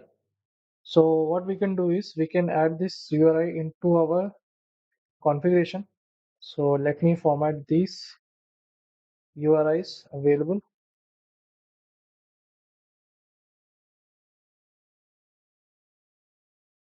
and let me add the URI which is application info, then asterisk, and we are good to go. Now let us start our application, and we will see the profile in action. So as you can see in the logs, we are able to see the active profile as dev, as we have mentioned in the application.yaml file. So if I show you the application.yaml file, we have mentioned the active profile as dev, and when we go to our documentation and we will refresh this page, and we will go to our application info controller, and we will try this API. If I execute this, we are able to fetch the properties which we have mentioned in the dev specific YAML file. And if I change the active profile as prod, and let me save this file. So we are restarting our application, and if I refresh this page again, and again we will execute this API, now we are able to see the different properties values which we have mentioned. So it is directly picking from our production specific YAML file, and this is how the profiling works for the Spring Boot application. So here we are managing different YAML files according to our environment, and we can create as much as we want for as per our requirement. So we will use this to segregate the database configurations which will be specific for the dev environment as well as for the production environment. Now let us cover the concept of Spring Boot actuators. So these are generally production ready features, and these are used for monitoring our Spring Boot application. So whenever we develop our REST APIs, it is very crucial to monitor our application on the real-time basis. And for this, we have the Spring Boot actuator, which makes our life easier for monitoring as well as the observability. So what you can monitor in your application, such as the auditing part, the matrices exposed by the application health, what are the current bean information within the Spring Boot. So these are the information which you can monitor through Spring Boot Actuator. And there are two ways for monitoring your application through actuators. First of all, it exposes the HTTP endpoints. Using specific endpoints, you can see the information related to these statistics. Like if you want to see the current health, you have the endpoint related to the health. And if you want to see the current bean information, you have the beans endpoint so that you can see the information related to bean. And this is the JMX, which is Java Management Extension. So it is not very much preferred in the industry. So we will focus on the HTTP endpoints. How to expose these endpoints? We will see it in our application. And this is the dependency, which is Spring Boot Starter Actuator. This we need to integrate in our application in order to enable this actuator feature. So let us go to our application code and see how to enable Spring Boot Actuator. First of all, we will go to the Spring Initializer and we will select this Maven and language will be Java. And let us search for the actuator dependency. So this will be the Spring Boot Actuator. And we will copy this Spring Boot Actuator dependency from the pom.xml file. And we will go to our application source code. And within the source code, we have the pom.xml. And we will paste this dependency. And let me format the document. And we will save the file. Now let us wait for the dependency to be loaded on the class path. So our dependencies are getting loaded. So the Spring Boot actuator is loaded on our class path. So its concept is basically short. So the concept of actuator is not very much in depth, but it is very important feature in the production environment. So let us go to our resources and we will go to this application.yaml file and we need to enable some of the endpoints for the actuator. So we will type this property, which is management dot endpoints dot web dot exposure, and we need to include some of the endpoints which we need to expose from the application. Now let me add some of the endpoints. Now our first endpoint will be health, and second endpoint will be info. The third endpoint will be beans, and the fourth endpoint will be our matrices.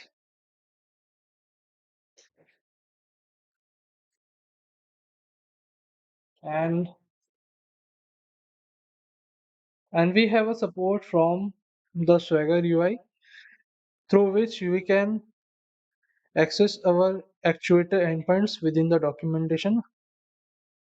So what we can do is we can have a Spring Doc dot show actuator. It should be true, and we will need two endpoints for this.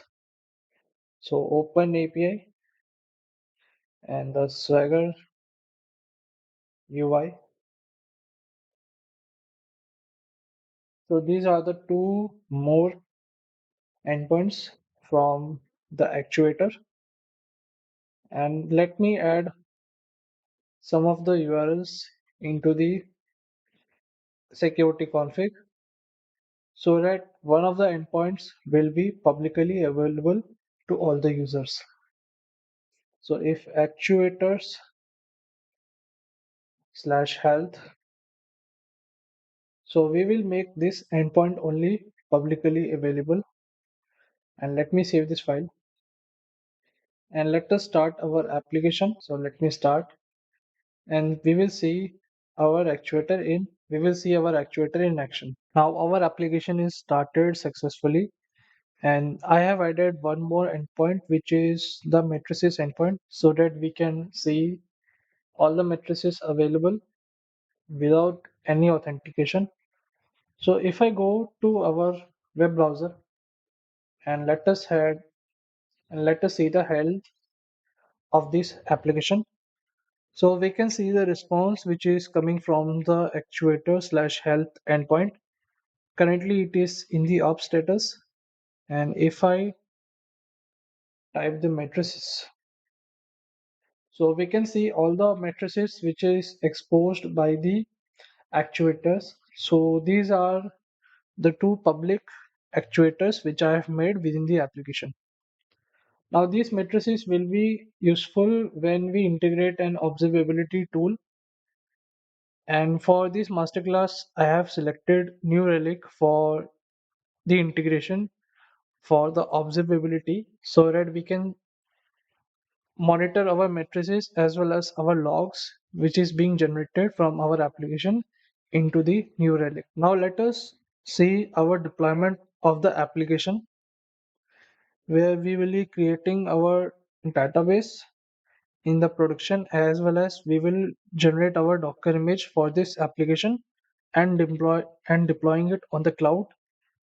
And at the end, we will test our APIs which we have developed so far. So this is module 7 of our Spring Boot Masterclass, and this will be our final module.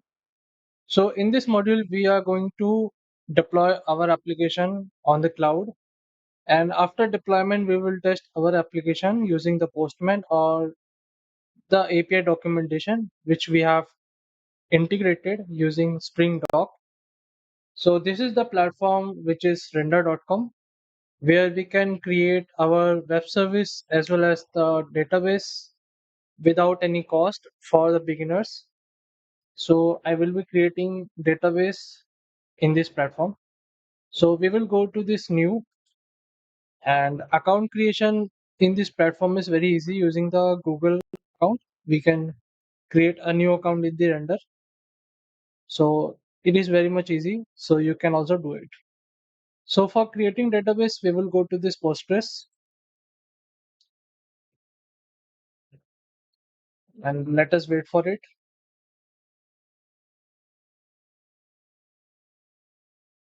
So we can give a unique name to this database,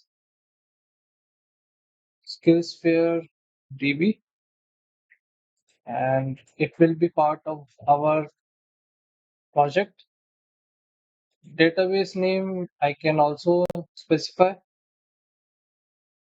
So this name is the instance name in which our database will be deployed, and we will be selecting our region.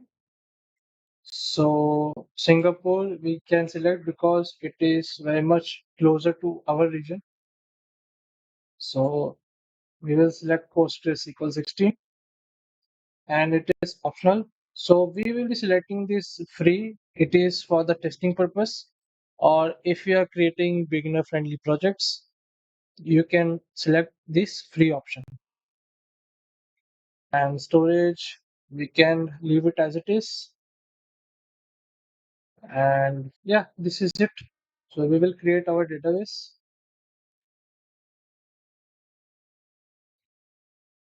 and it will take some time to create. So we have created our database successfully, and let us see. So let these are the connection details which we need to specify in our application. Here we have our database name.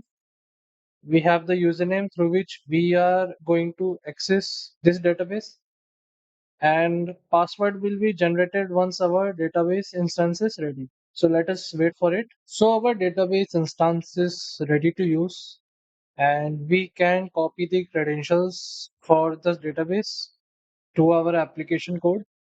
So let us go it. So this is application prod.yaml. So I had already copied this URL. So it will be JDBC colon PostgreSQL, then the host, then the name of the database, and we will copy username and password as well. So we will go to the connections and we will copy the name of this username. So the name of the user through which we can connect to our database, and this will be the password, and that's it for now. And now we will integrate. So our next step will be integrating the observability tool, which is the New Relic, as you can see. So it is a very good platform for monitoring your matrices and the logs produced by your application. So it is very much similar to Prometheus or Grafana, and New Relic doesn't require any additional setup. To integrate New Relic with our Spring Boot application, we will select this Java as an integration. Within this integration and agent, so we will be selecting the instrumentation method. So we will be installing this agent through Maven. So we have selected this Maven option, and we will be creating this new key. So it is the license which we will be using within our configuration so that our Spring Boot application can connect with the New Relic. So for now, we will copy this in our notepad. License key is equal to this, and we will be creating the user key also. So we will copy it, and for now it is the user key, and then we will continue. And for now, our application will be deployed in the Linux machine. So we need to select the Spring Boot. And now this is the dependency which we need to copy it in our pom.xml. So we will copy it. So yeah, so we will go to pom.xml, and at the last we are going to copy this. So we need to replace the version of the New Relic. So currently it is provided as 8.4.0. We will go back to our code and format the document, and we will save it for now, and let us wait for this dependency to be loaded in our class. So next we are going to copy this instruction which will be used to unpack the agent for the New Relic, and we have copied this and we need to paste it in plugins. So if you go to this plugins, we have different plugins for different purpose. So we need to paste it here, and we need to format it. So we will save this file and we will wait for it. And what we need to do is next step we will see. So we need to mention our name of the application, which is Skillsphere, and we need to copy this or we can download this configuration file. What New Relic is telling us that first you need to execute this mvn package to create the jar file of the application, and the content for this New Relic agent will be available in the build directory of our application. So this target, if you see this target, so when we run our mvn package command, our jar file will be available in this target folder, and within this target folder, our New Relic related agents will be available with the configuration. So let us try it. Now we will be running this mvn clean package. So mvn w clean package, and we will be skipping the unit test for now. So let us wait for the execution. So it will take some time to package our application. Now we had created this package of our project as a jar file, and we were also able to unpackage the New Relic dependency, which we have mentioned in our pom.xml. So this is the New Relic folder, and within this folder we have New Relic.jar, which is our Java agent, which will push all the matrices and logs to the New Relic server. And this is the New Relic.yaml file. So we have already downloaded this New Relic file. So if we open it, So this is all the definitions or the configuration related to New Relic. So we will copy all these instructions and we will paste it in our new relic.yaml file, and we will paste it again. So these are all the configurations which is required for pushing your matrices and logs to the new relic. So the next item will be we will create the Docker file which will be used to generate Docker image for our application, as well as we will push this new relic jar and new relic YAML file along with the application. So one important need to be done is, so in this application.yaml file, I have mentioned the active profile for dev, but it should be prod. So I will mention it again. So prod will be our active profile.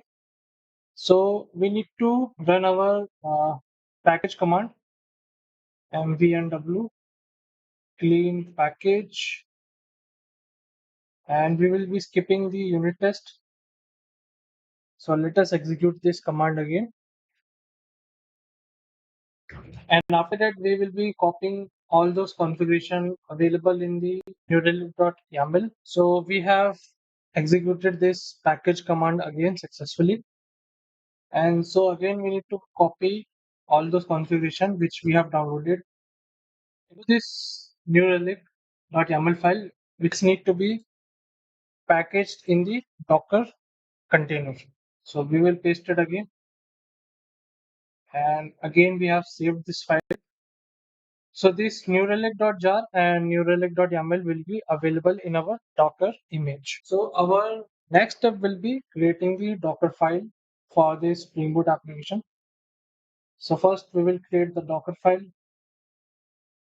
And for now, what we have done is we have copied this New Relic folder from the target folder so that we don't need to build this New Relic again and again, and we don't need to copy this configuration of New Relic.yaml file. So first we will mention the base package, the base image from. So since we are using the Java 25 version for our project, so we will be using this Eclipse Temurin, and then the tag, which is the version number of the JRE. Then we will be using the work directory. So for now, it will be /app, and we will be copying the jar file of our Spring Boot application from target *jar. So whatever the file is ending with the jar will be copied here. So it will be copied with another name. So it is copied as app.jar, and we will copy all those Java agent and the New Relic.yaml file, New Relic.jar.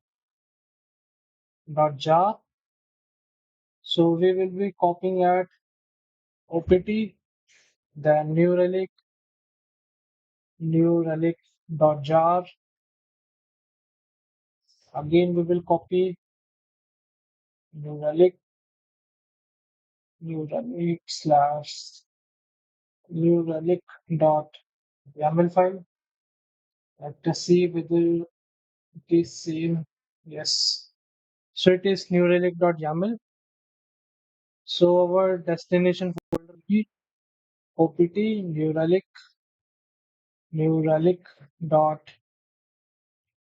file. So see, our application will be running on port number 8080. Let us verify it again. So it is src, then resources, then application.yaml. So we haven't mentioned the server.port. Yeah. So we have mentioned server.port 8085.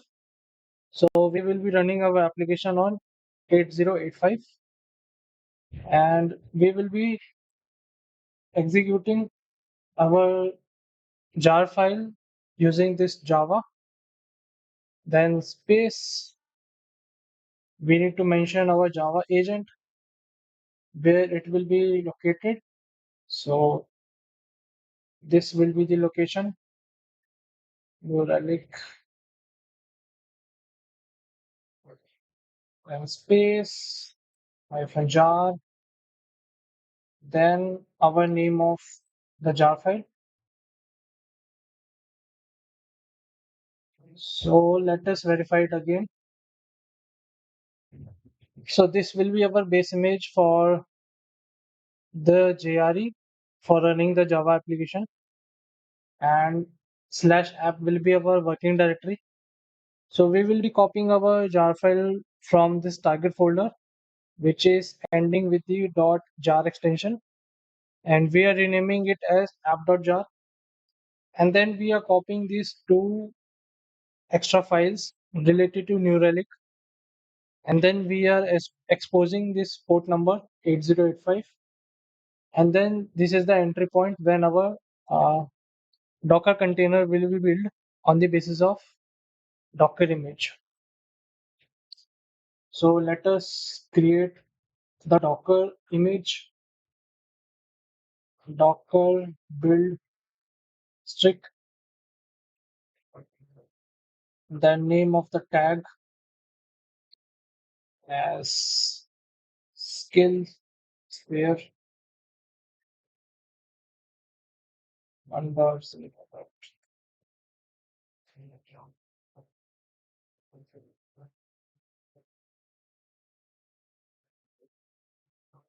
So let us wait for it. Yeah, before pushing this Docker image, so first we need to tag our local build with the repository which is need to be created in our Docker Hub account. And then we are going to push our Docker image.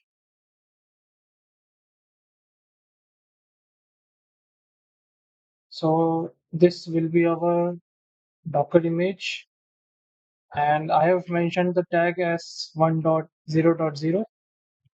So let us wait for it.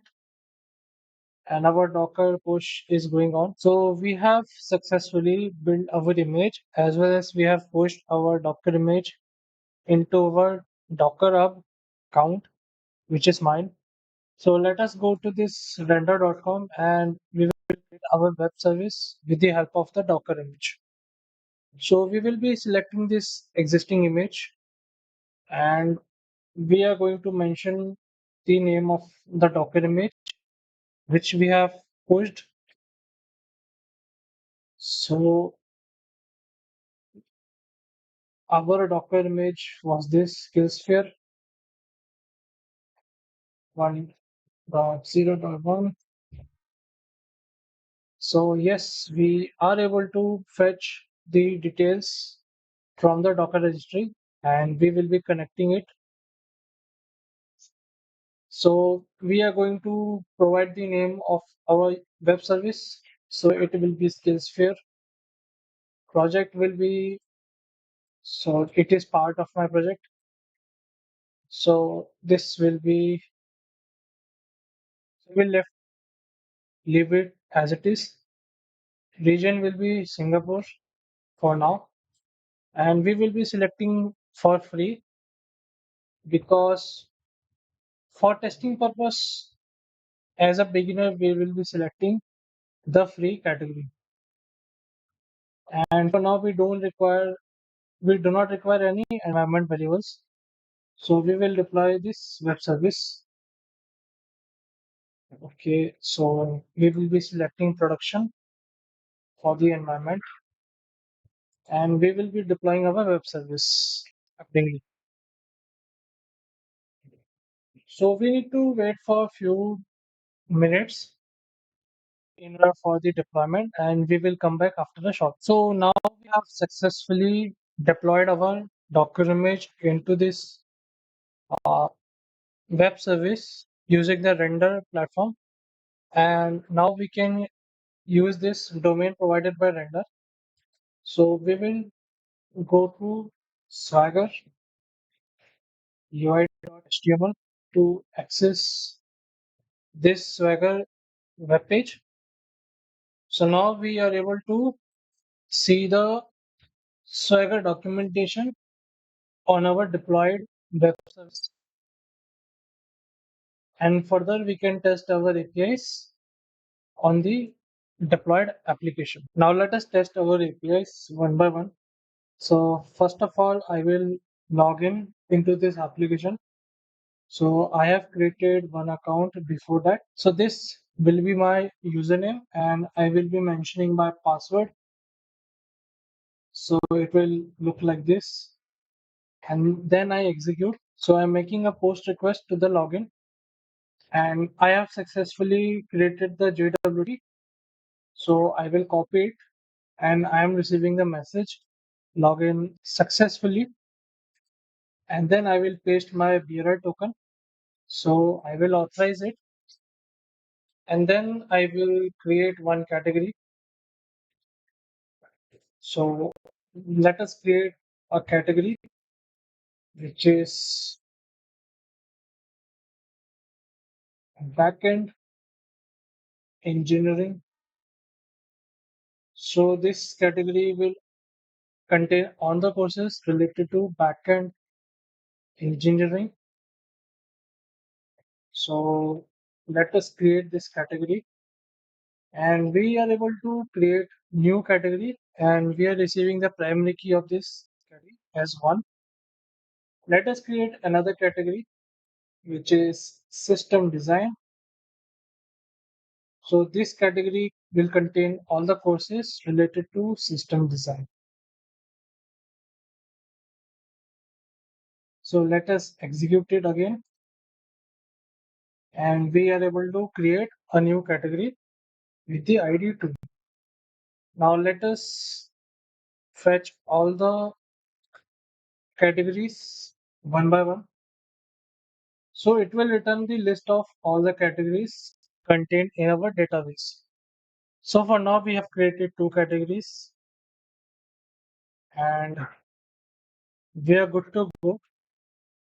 Now let us log out from this application and let us test this API which is application info.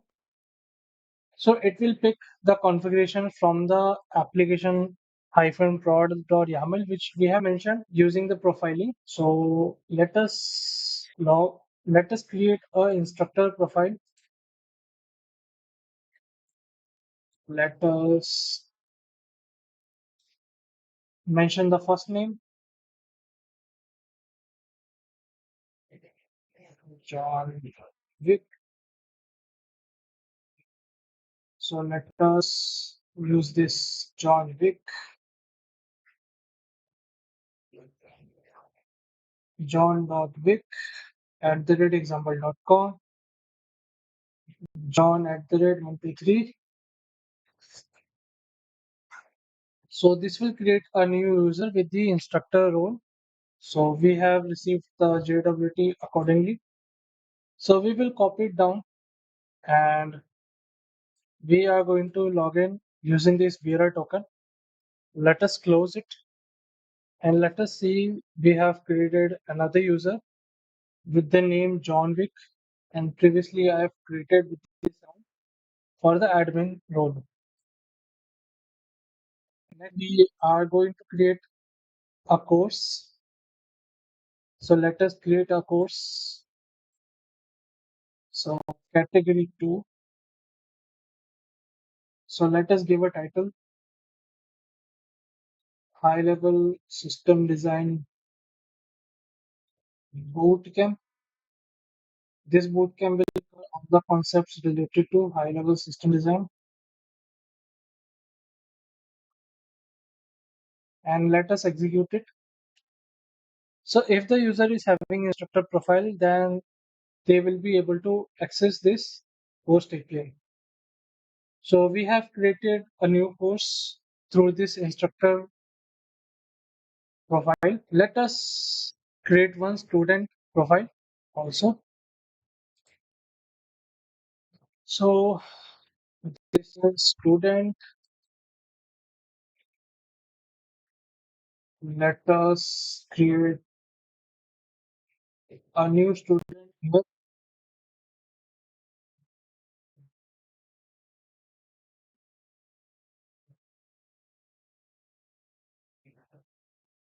allu.arjun @example.com and allu arjun @123. So this will be my password. I execute this and okay, so there is a validation error. Then password should lie between 8 to 12 characters. So I think it is being more than 12 characters. So let me reduce it and we are able to create a new JWT with the student profile. Let us use this token to log in as a student and let us fetch course by ID.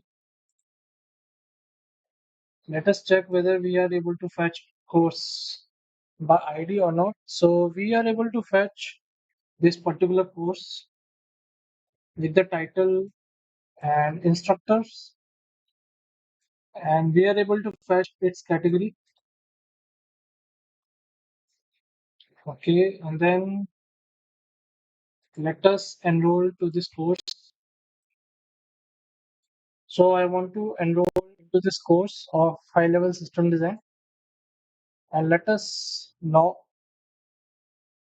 execute this API. So we are able to get the response body, and we are receiving the primary key of 1, and we are getting the message user is enrolled into the course successfully. Let us log out from this application and again we can get through the instructor profile. John Wick, John @123. So let us log in. So we have created a new JWT and again we will authorize and let us create a new lesson. So name of the lesson will be horizontal versus vertical scaling.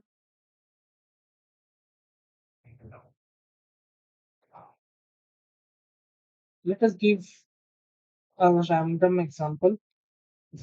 .com. So we don't have any video URL or PDF URL, and description we can give this lecture will provide deep understanding on horizontal versus vertical scaling. Duration will be of 60 minutes and it will belong to our first course. So let us see whether we are able to create it or not. So we are able to create our new lesson and this is the end of our lecture. So let us summarize what we have learned together. Now we are at the end of our masterclass. So let us summarize what we have learned in this masterclass. First of all, we discussed about what is Spring Boot, which is the agenda of this masterclass to understand Spring Boot in a practical manner. We understood the overview on the Spring framework. We also understood dependency injection and how it is done and what is the concept of inversion of control, how we can inject dependencies in the Spring framework or in the Spring Boot.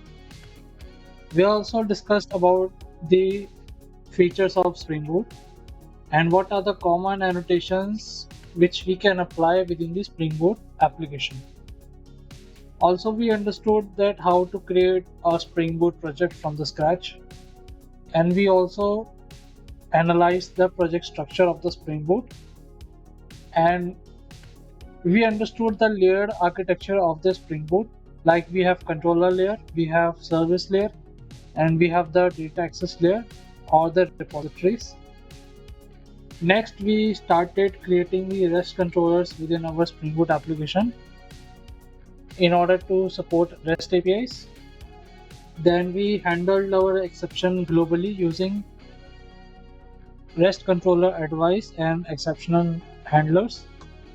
Then we introduced the Spring Data JPA, which is generally used for connecting with your PostgreSQL using the ORM frameworks like Hibernate, and to abstract the data access layer logic using the JPA repositories. And we understood that how to connect the Spring Boot application to the PostgreSQL database.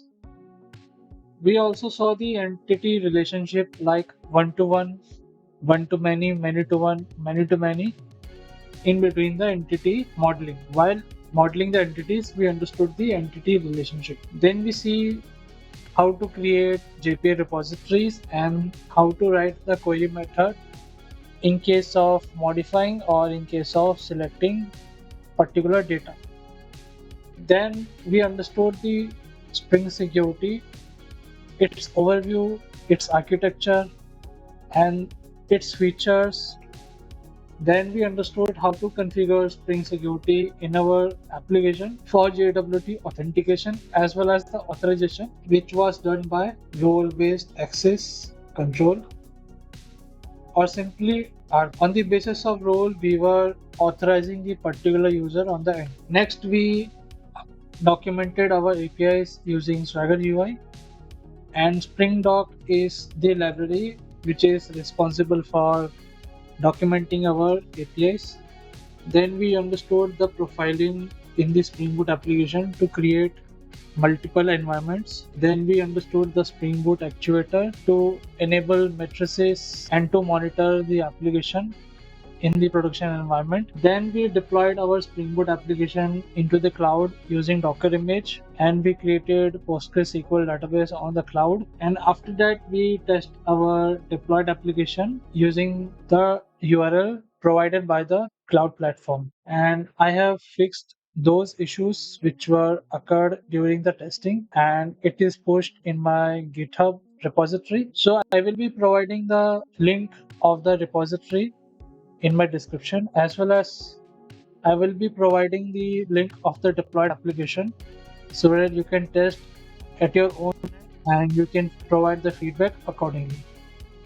So this is the end of the Spring Boot Masterclass, and I thank to all the people who have watched this video at the end, and I hope you gained some new concepts on the Spring Boot, or you have revised Spring Boot from scratch to its deployment. If you have any doubts related to any module within this masterclass, you can comment it out.